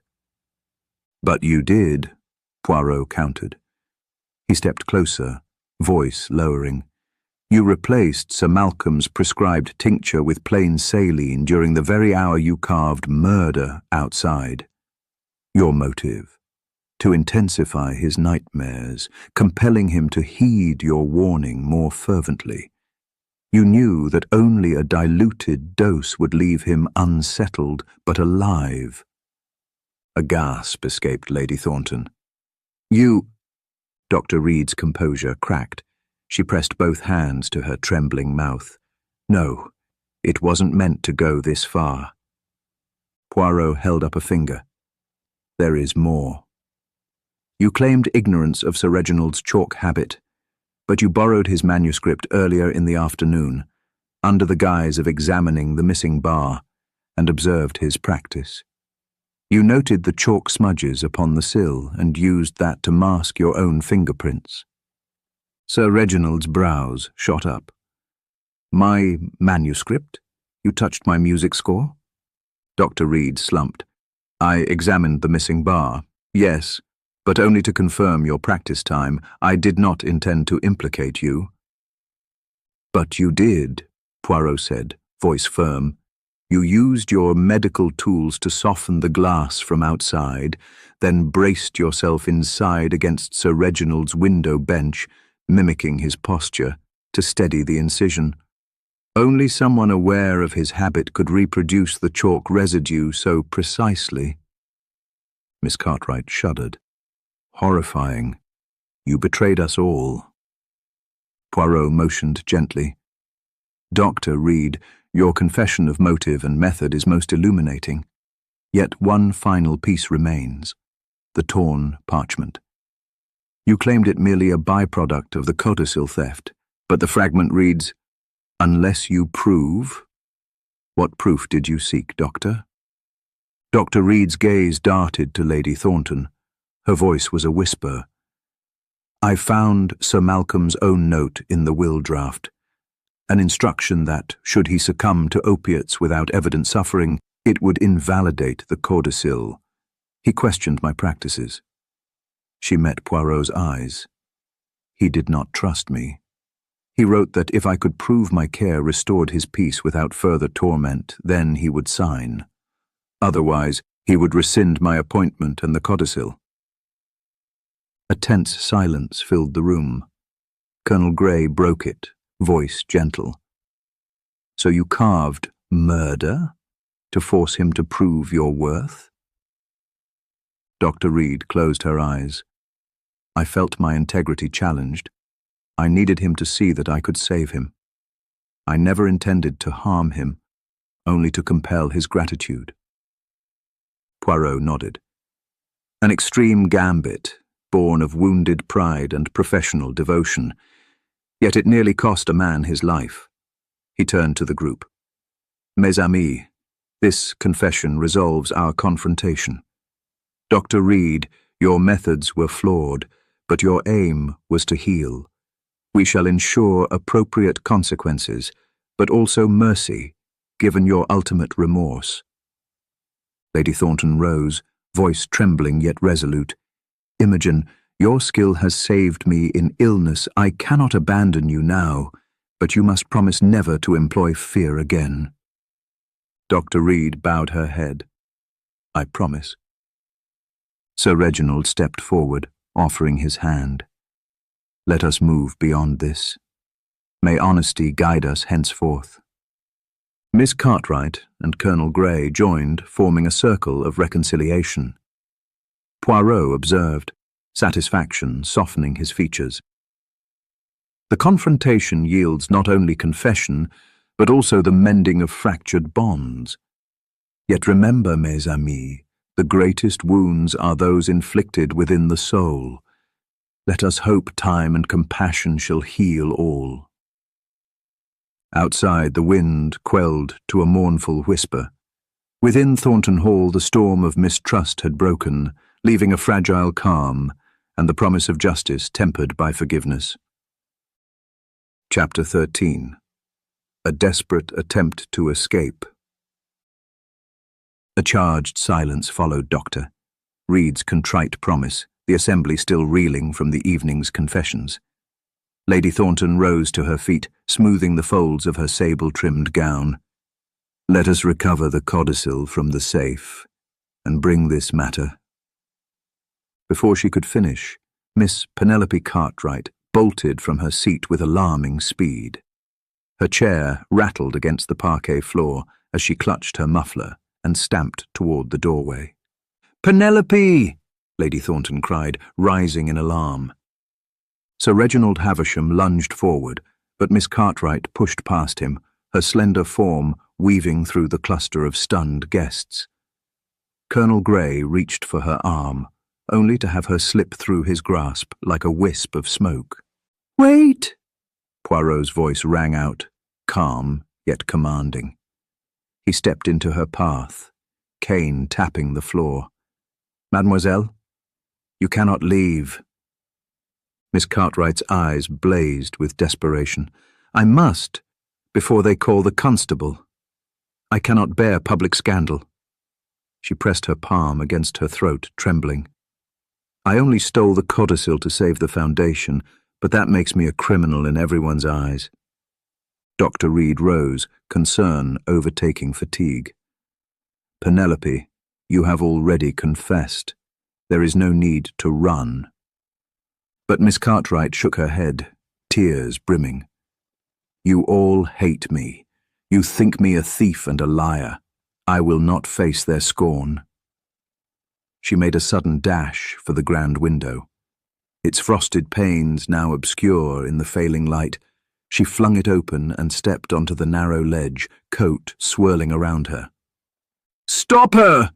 Lady Thornton's voice cracked as she rushed forward. Sir Reginald seized Miss Cartwright's muffler just as she teetered on the edge. The fabric tore in his hand, and she stumbled backward into Colonel Grey's arms. The window's lock slammed shut with a hollow finality. Poirot moved swiftly, placing a steadying hand on Miss Cartwright's shoulder. "Mademoiselle, composure. You have not won anything by this folly." Miss Cartwright's breath came in ragged gasps. I thought I could escape the disgrace."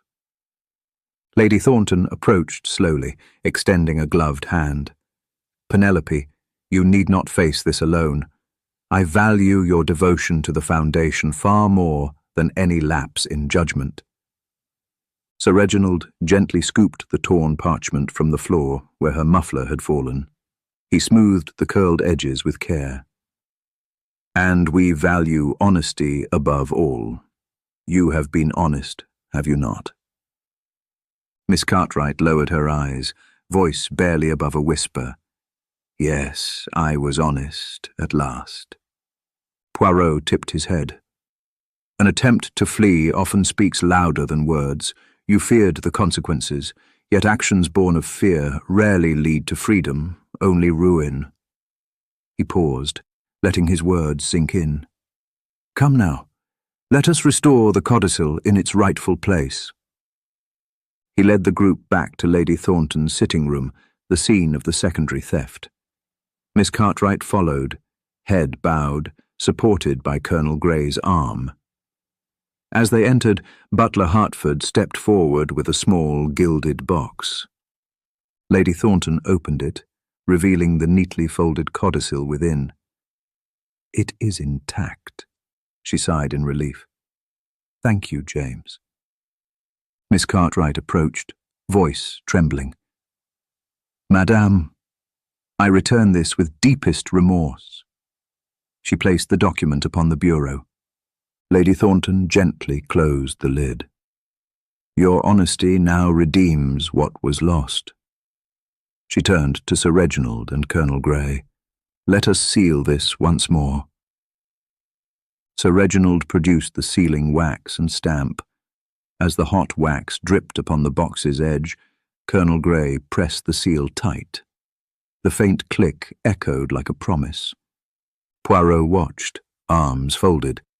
And now the stolen parchment, the fragment torn from Sir Malcolm's notes, should find its resting place as well. He retrieved the scrap from Sir Reginald's hand and laid it beside the codicil. Miss Cartwright inhaled shakily. That fragment, it was meant to spur him to trust me. Instead, it caused only pain. Dr. Reed stepped forward, placing a comforting hand upon Miss Cartwright's shoulder. Your motive was noble, but your means misguided. Colonel Grey nodded. We shall see the foundation supported. Your role in that cause matters more than this error. Miss Cartwright lifted her head, tears brimming yet hope flickering in her eyes. Thank you, all of you. As the group reconvened in the drawing room, a sense of exhausted calm settled. The desperate attempt to escape had been thwarted, not by force, but by compassion and unity. Poirot returned to his chair, tapping his fingers. Mes amis, the storm has passed, and our circle grows stronger for having faced its fury.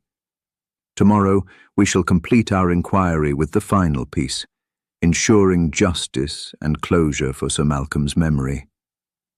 Lady Thornton drew a deep breath. Come, let us rest this night. We have endured much, and dawn will bring clarity. One by one they departed, leaving Poirot alone in the flickering lamplight.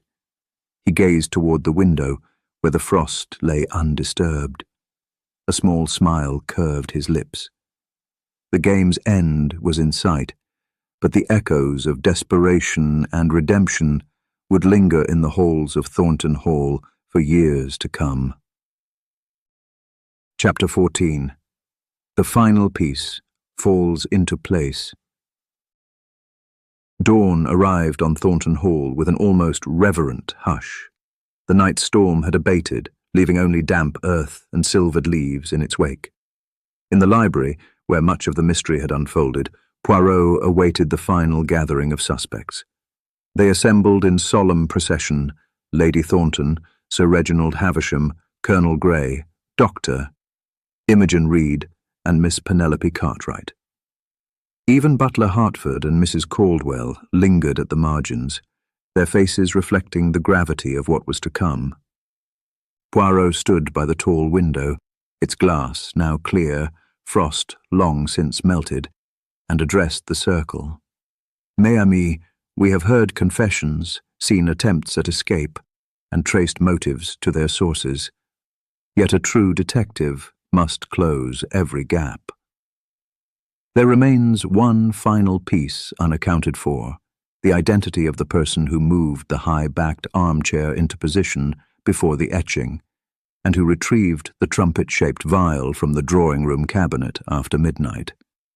The one who could blend medical acumen with theatrical flair. He paused and beckoned Butler Hertford forward. The butler approached, cane tapping softly on the rug. In his gloved hand, he held a small silver tray. Upon it lay a single slender glove, its leather patterned with faint chalk dust. Hertford nodded. This was found this morning beneath the piano bench, monsieur, along with a scrap of handwriting from Lady Thornton's desk blotter. He set the tray on a side table. Poirot retrieved the glove, examining it closely. Notice the stitching here, near the wrist, tighter than standard tailoring and reinforced with a custom lining. Dr. Reed, Such a feature would be most useful to one accustomed to fine gloves, yet needing extra insulation for outdoor work. He tapped the fingertips. Moreover, this chalk residue matches that on the inner window sill. Dr. Reed's eyes widened. She took a step back, flustered. But that glove is mine, lost from my coat last night. I must have removed it when I returned from the sitting room. Poirot nodded. Precisely.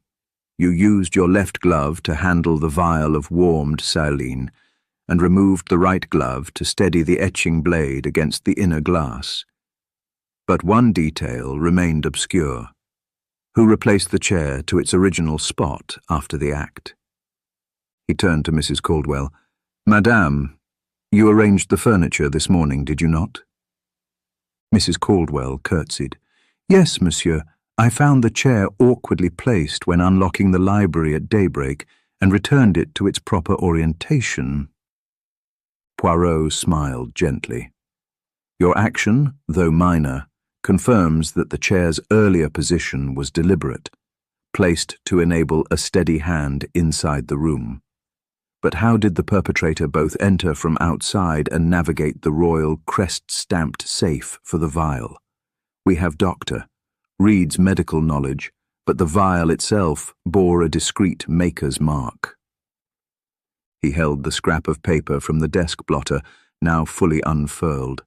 It read, Unless you prove, blood must seal the promise. Lady Thornton's hand flew to her throat. Blood must seal the promise? That was not in Sir Malcolm's writing. He used gentler language. Sir Reginald leaned forward. That phrase, it echoes a passage in Dr. Reed's medical diary, a metaphor she used for surgical oaths. His voice trembled with realization. Dr. Reed pressed her lips together. I wrote that during my training, but I would never apply it here. Poirot held up the blotter fragment, yet it was slipped beneath the blotter inside your desk drawer to mislead. Only someone familiar with your personal notes or with access to your study could have known to use that phrase. Who among us entered your quarters last night? Silence fell until Butler Hertford spoke. I delivered candles to Madame's study around midnight, monsieur, but saw no one. Poirot's eyes narrowed. Only 2 persons had reason to visit your study at that hour. You, Doctor.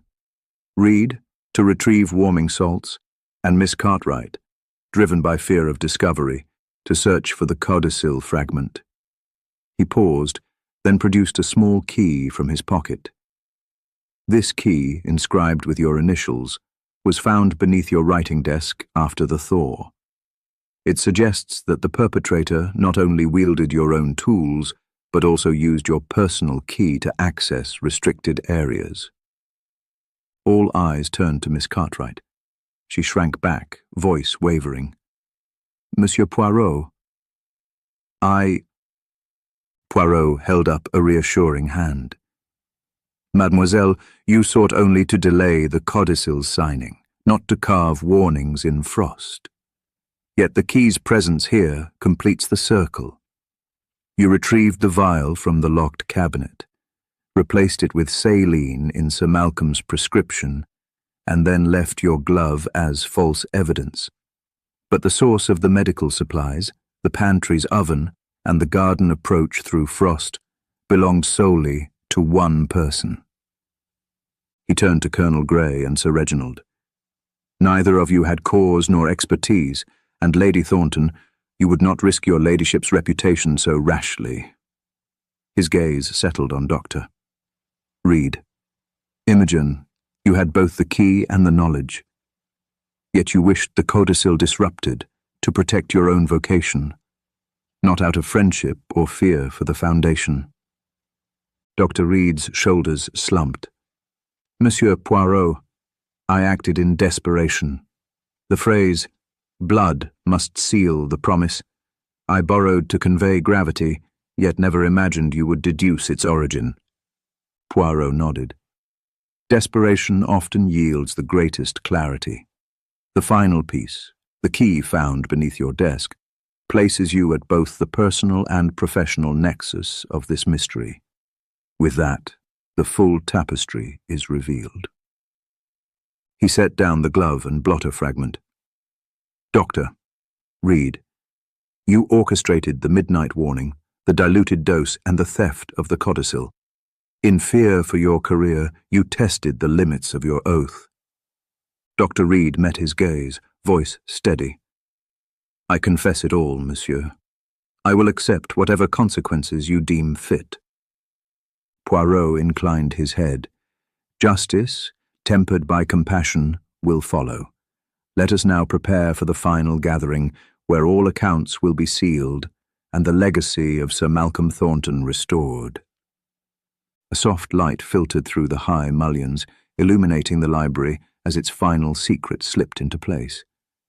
Outside, the world, refreshed by rain, awaited the resolution. Within, Poirot's little grey cells had triumphed once more. Chapter 15. The Final Gathering. Thornton Hall's drawing room was arranged with solemn precision. The high-backed armchair, once moved for the midnight etching, stood now beside the hearth. The piano remained closed, its missing bar long since restored, and upon a polished mahogany table lay the sealed codicil. Candlelight glowed softly against the emerald damask walls, illuminating the assembled company.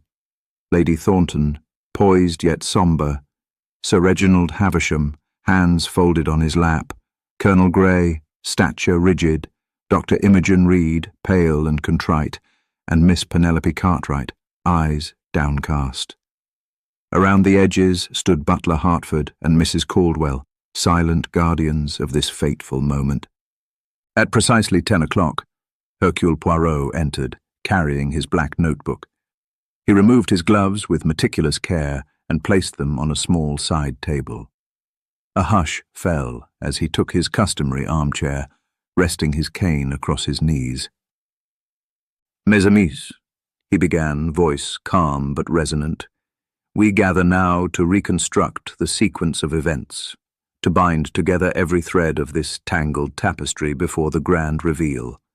I ask your utmost attention and your candor, so that the truth may emerge unblemished.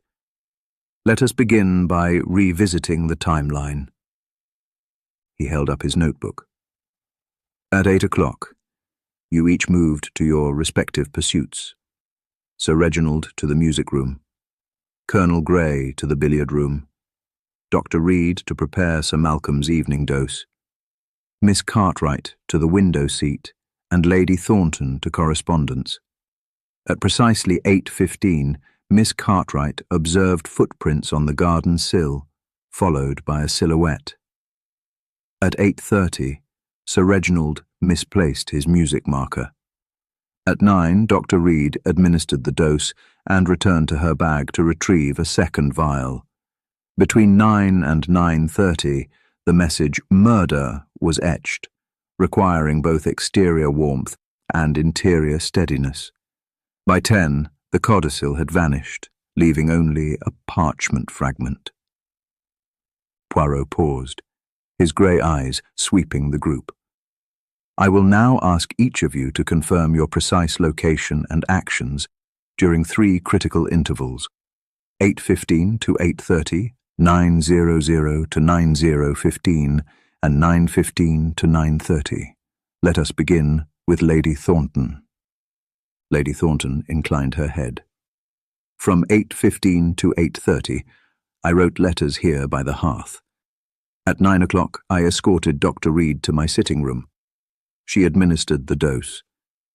By 9:15, I returned, accompanied by Mr. Hertford with tea. From 9:15 to 9:30, I reviewed correspondence. Poirot nodded. Your account aligns with the household staff's logs. Next, Sir Reginald. Sir Reginald rose and spoke evenly. I practiced Mozart from 8 o'clock until 9:15 in the music room, as confirmed by the footman's ledger.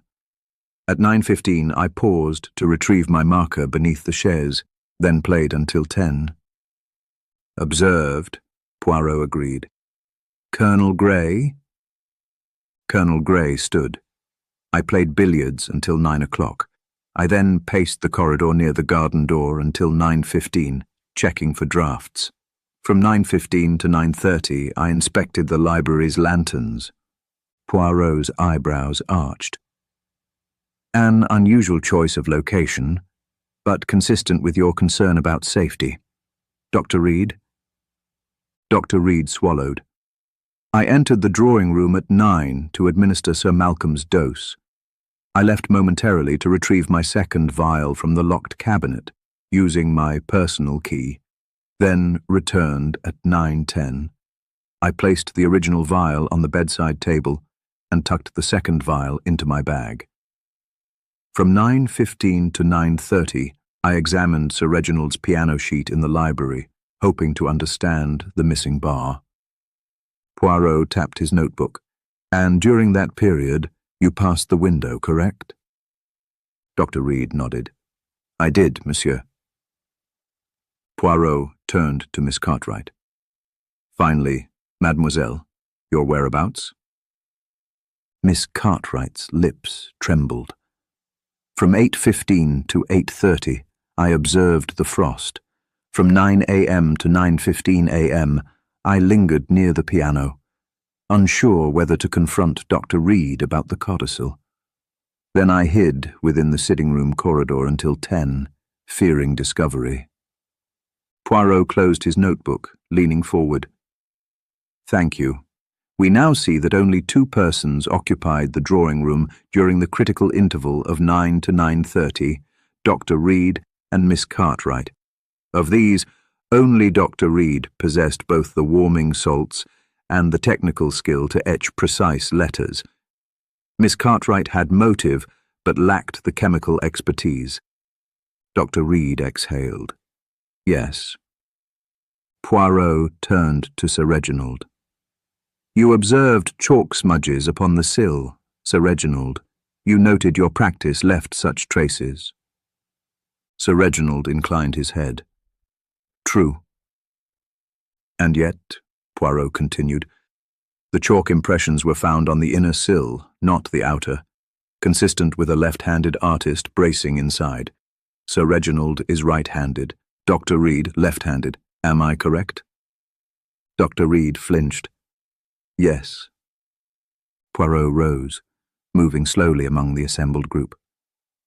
Furthermore, the radial frost distortion on the inner glass marks the pressure of a slender left index finger, indicative of surgical steadiness. He turned back, voice gentle but firm, and the torn parchment fragment, unless you prove, blood must seal the promise, originated from Dr. Reed's medical diary, not Sir Malcolm's invoices. A mute gasp passed through the room. Dr. Reed's shoulders bowed.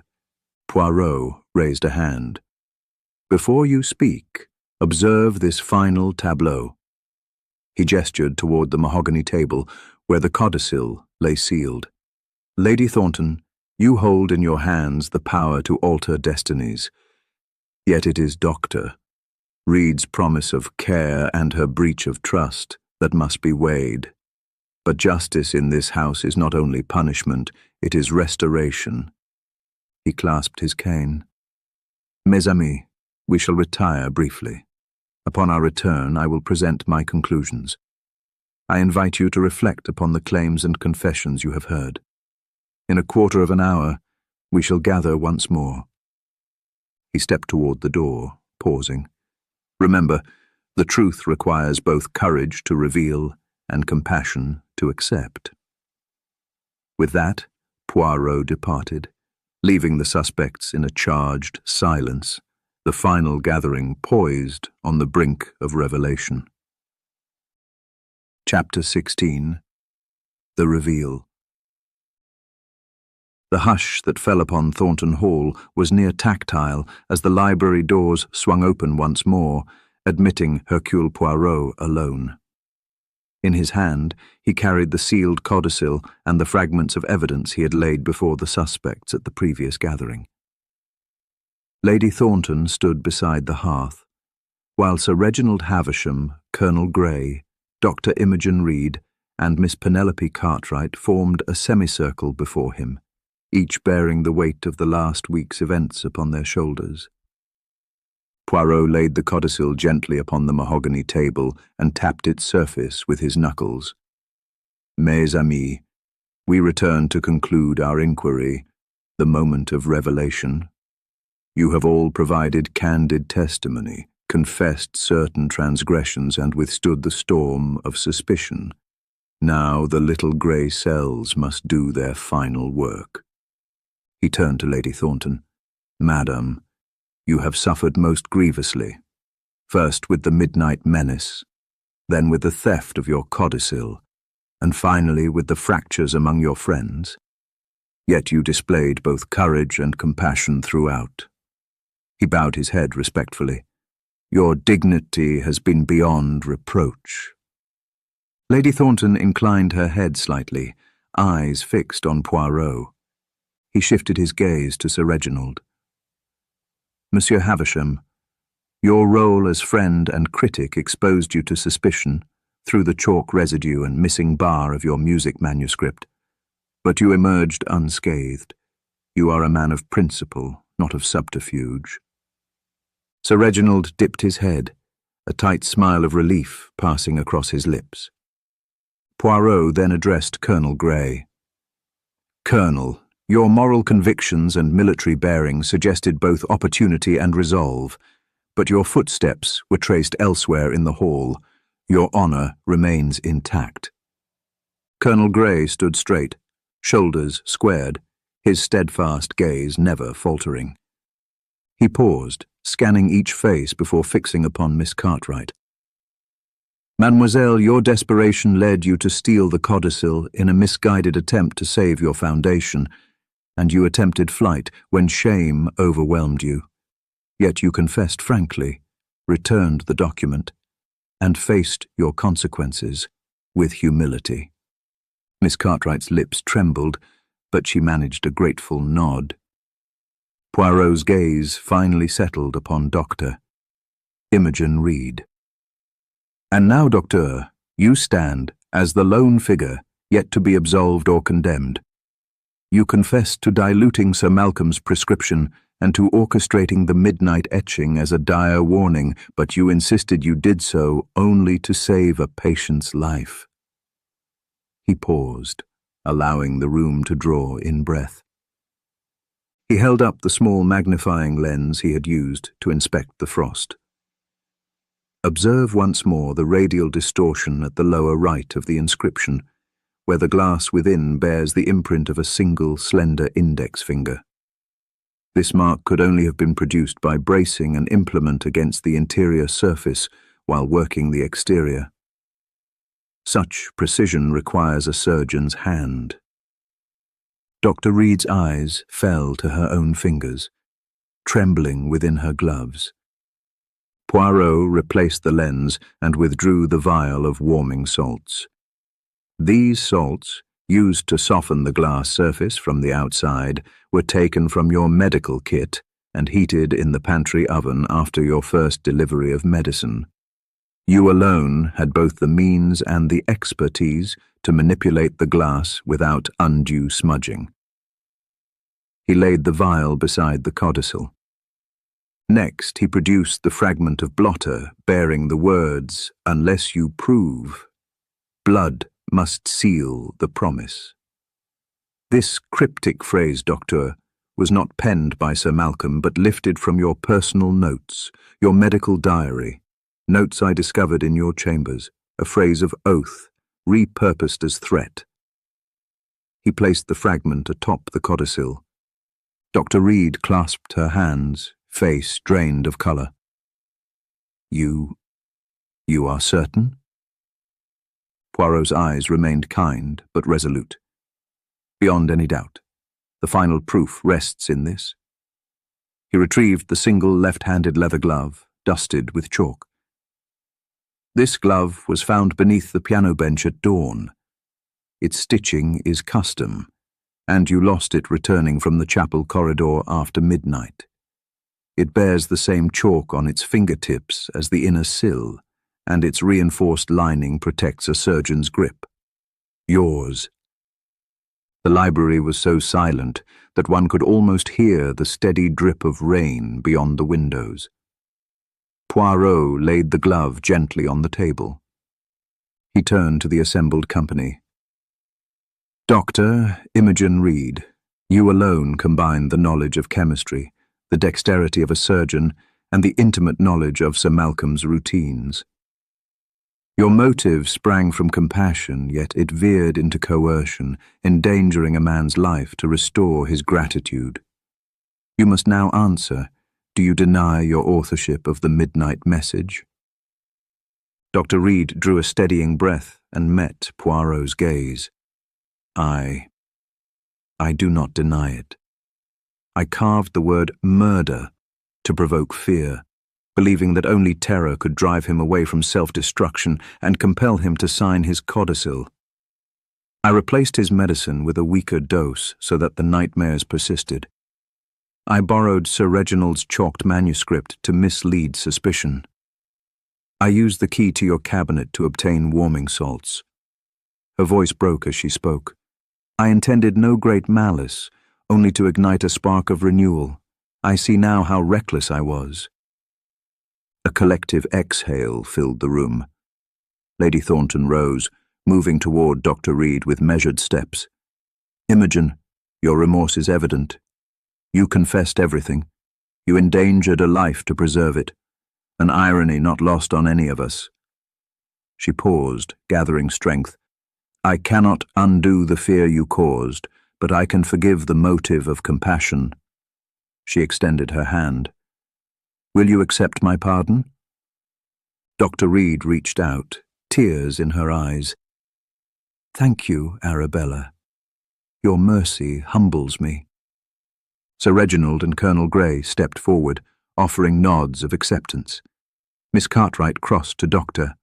Reed's side, laying a gentle hand upon her shoulder. We stand together now, she said softly. Poirot closed his notebook, the corners of his mouth lifting in a gentle smile. Thus the reveal concludes. A crime born of altruism, unravelled by deduction. Mes amis, the truth is harsh but necessary. May it guide us to healing. He paused, letting the weight of his words settle. Tomorrow we shall ensure proper restitution, and the codicil shall be executed under witness. Today we honour both justice and grace. As the rain eased to a gentle patter, Thornton Hall breathed in a collective sigh of relief. The final gathering had laid bare the culprit and the complexity of human motive, and in that revelation, a fragile peace took root once more. Chapter 17. Outcome and Justice. The morning sun broke fully over Thornton Hall, illuminating the dewy gardens and bathing the drawing-room in gentle light. Gathered once more were those who had weathered the storm. Lady Thornton in a simple sapphire morning dress, Sir Reginald Havisham with a crisp white cravat, Colonel Grey in a well-pressed jacket, Dr. Imogen Reed seated with calm dignity, and Miss Penelope Cartwright standing supportively by her side. Butler Hertford and Mrs. Caldwell awaited discreetly in the corners, ready to bear witness to the day's formalities. Hercule Poirot entered last, carrying the sealed codicil and a folded document stamped with the Thorntons' crest. He removed his gloves, placed them on the mantel, and addressed the assembly with measured gravitas. Mes amis, we convene now to enact justice tempered with mercy. The culprit has been revealed, confessions made, and remorse confessed. Today, we ensure that consequences be both fair and instructive, so that no further harm may arise from these events. He laid the codicil upon the table. First, the codicil. Lady Thornton, the interim theft has delayed its execution, but not its validity. With the consent of all parties present, You may now sign before us." Lady Thornton approached, pausing to look upon each face. "Reginald, Arthur, Imogen, Penelope, thank you for your forgiveness and for standing by the truth." She took a quill from Hertford and, with steady hand, inscribed her name upon the parchment. The seal was pressed by Colonel Grey, its wax imprint as firm as her resolve. Sir Reginald offered a gentle bow. "May Sir Malcolm rest in peace, knowing his final wishes have been honoured." Lady Thornton inclined her head. She then addressed Dr. Reed. "Imogen, your transgressions endangered a man's life and the tranquillity of this house. Yet your motive sprang from compassion. I believe punishment must serve both remedy and deterrence." Poirot produced the folded document. "This is a formal letter of censure from the local medical board, drafted at Lady Thornton's request. It acknowledges your past service, but mandates a period of suspension from practice, 3 months, in recognition of both the gravity of your actions and your remorse.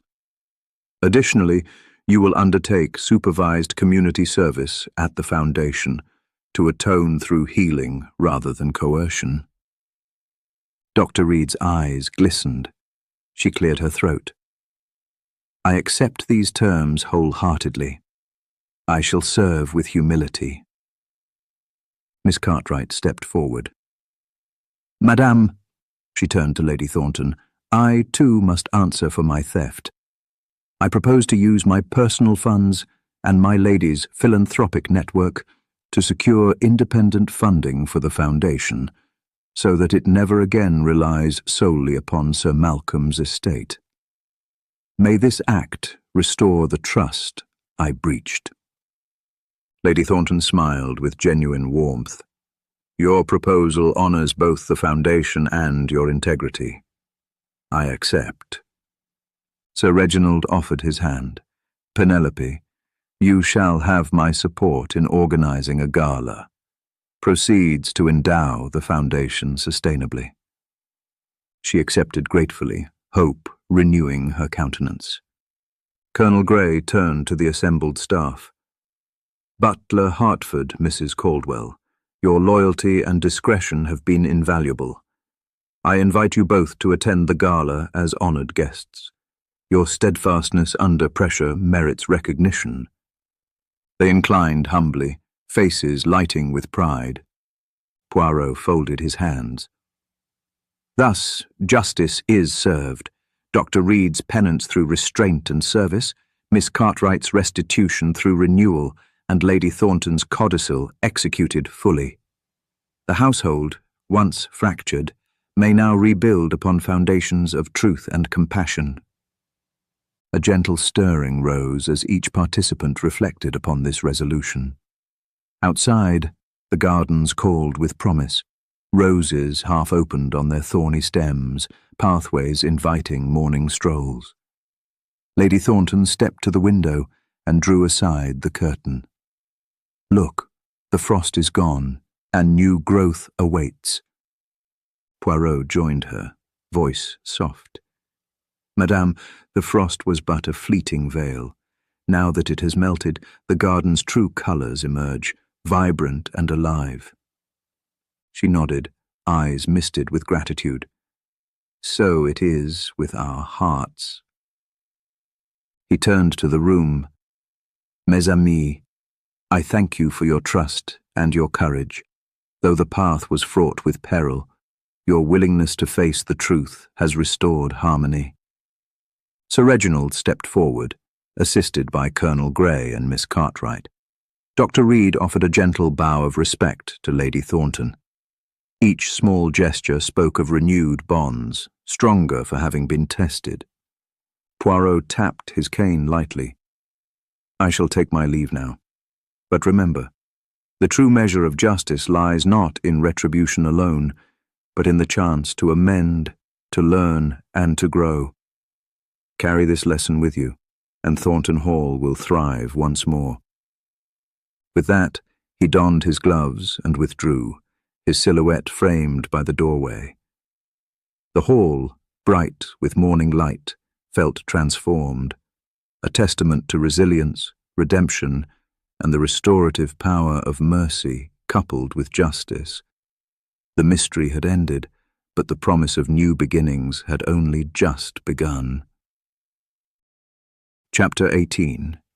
The Closing Remark. A gentle dusk glow settled over Thornton Hall as the final guests departed the drawing-room. Lady Thornton stood by the open French doors, gazing out upon the rose garden, its blooms revived by the morning's light rain. The strains of a distant harp drifted from the music room, where Sir Reginald practiced a new composition, each note a testament to restored harmony. Colonel Grey laced his gloves in the entrance hall, preparing for the gala that would secure Penelope's foundation. Dr. Imogen Reed moved quietly among the hearth's embers, arranging logs for the evening fire. Miss Penelope Cartwright paused to whisper a last assurance to Lady Thornton before slipping through the corridors, renewed purpose in her step. In the centre of the drawing-room, Hercule Poirot remained alone, his hands folded atop his polished cane. He surveyed the scene, sealed codicil, dust-free piano, and the single high-backed armchair returned to its rightful place. The air carried the faintest scent of clementines, a reminder of the first tea that launched this peculiar drama. Poirot drew in a measured breath. "Madame," he said softly, not wishing to startle her, "you have navigated both deception and danger with remarkable grace." He turned to Lady Thornton, who now joined him. "Thornton Hall stands renewed, not by chance, but by the steadfast integrity of its inhabitants." Lady Thornton smiled, her eyes bright with gratitude. "Monsieur Poirot, you have guided us through shadows into light. Our debts to you are immense." Poirot inclined his head. "My role is merely to illuminate what lurks beneath. The true credit belongs to you and your guests, who embraced truth over comfort." He paused, recalling each turning point. The etched warning, the stolen codicil, the false lead with chalked gloves, and the radial frost that betrayed a surgeon's hand. He remembered the flared tensions, the desperate flight, and the final confessions that wove compassion with culpability. All threads had converged, not only to unmask the culprit, but to strengthen the bonds of friendship and loyalty. Poirot tapped his temple with a finger. "The little grey cells have served us well, but it is the human heart that defines justice. You forgave Imogen for her misguided alarm. You guided Penelope toward restitution. You offered Sir Reginald and Colonel Grey the chance to reaffirm their honour. This, madame, is the most elegant denouement of all." Lady Thornton placed a hand upon his arm. "We rediscovered our capacity for mercy, and that is indeed elegant." At that moment, Sir Reginald emerged from the music room, eyes shining. "Lady Thornton, Monsieur Poirot, I trust all is well?" "Perfectly well," Lady Thornton replied, "thanks to our dear detective." Sir Reginald bowed. "Permit me one final evening performance in your honour." He turned to the piano, lifting the lid to reveal the restored keys.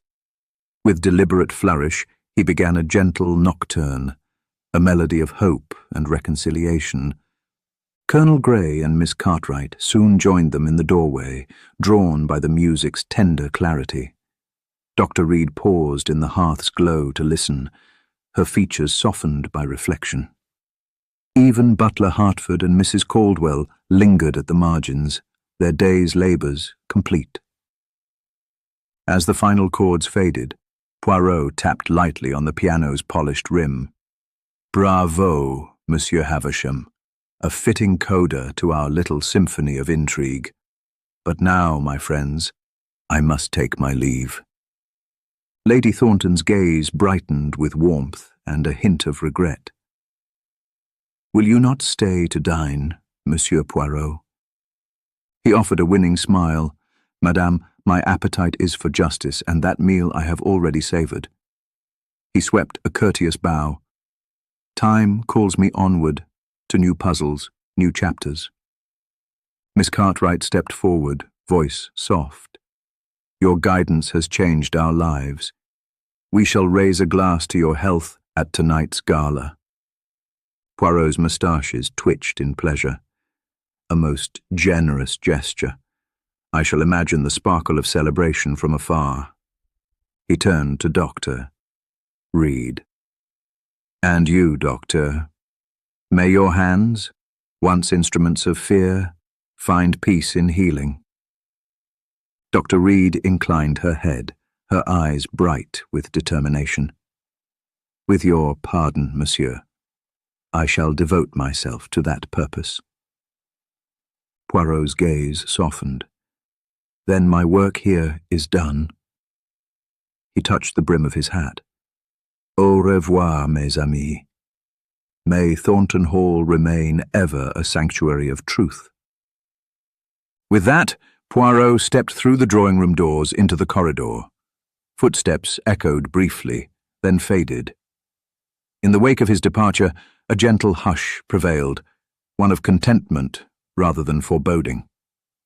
Lady Thornton stood alone for a moment, surveying the emptied room. She closed her eyes, absorbing the tranquility. Then, gathering the day's codicil and handing it to butler Hertford, she whispered, "Let us prepare for tomorrow. New beginnings await." Behind her, the grand piano's lid gently clicked shut. In Thornton Hall, where frost once spelled fear, kindness, and courage now wrote their own enduring story, true to the spirit of Agatha Christie's beloved detective, where justice and compassion walk hand in hand, and every secret finds its rightful place in the light.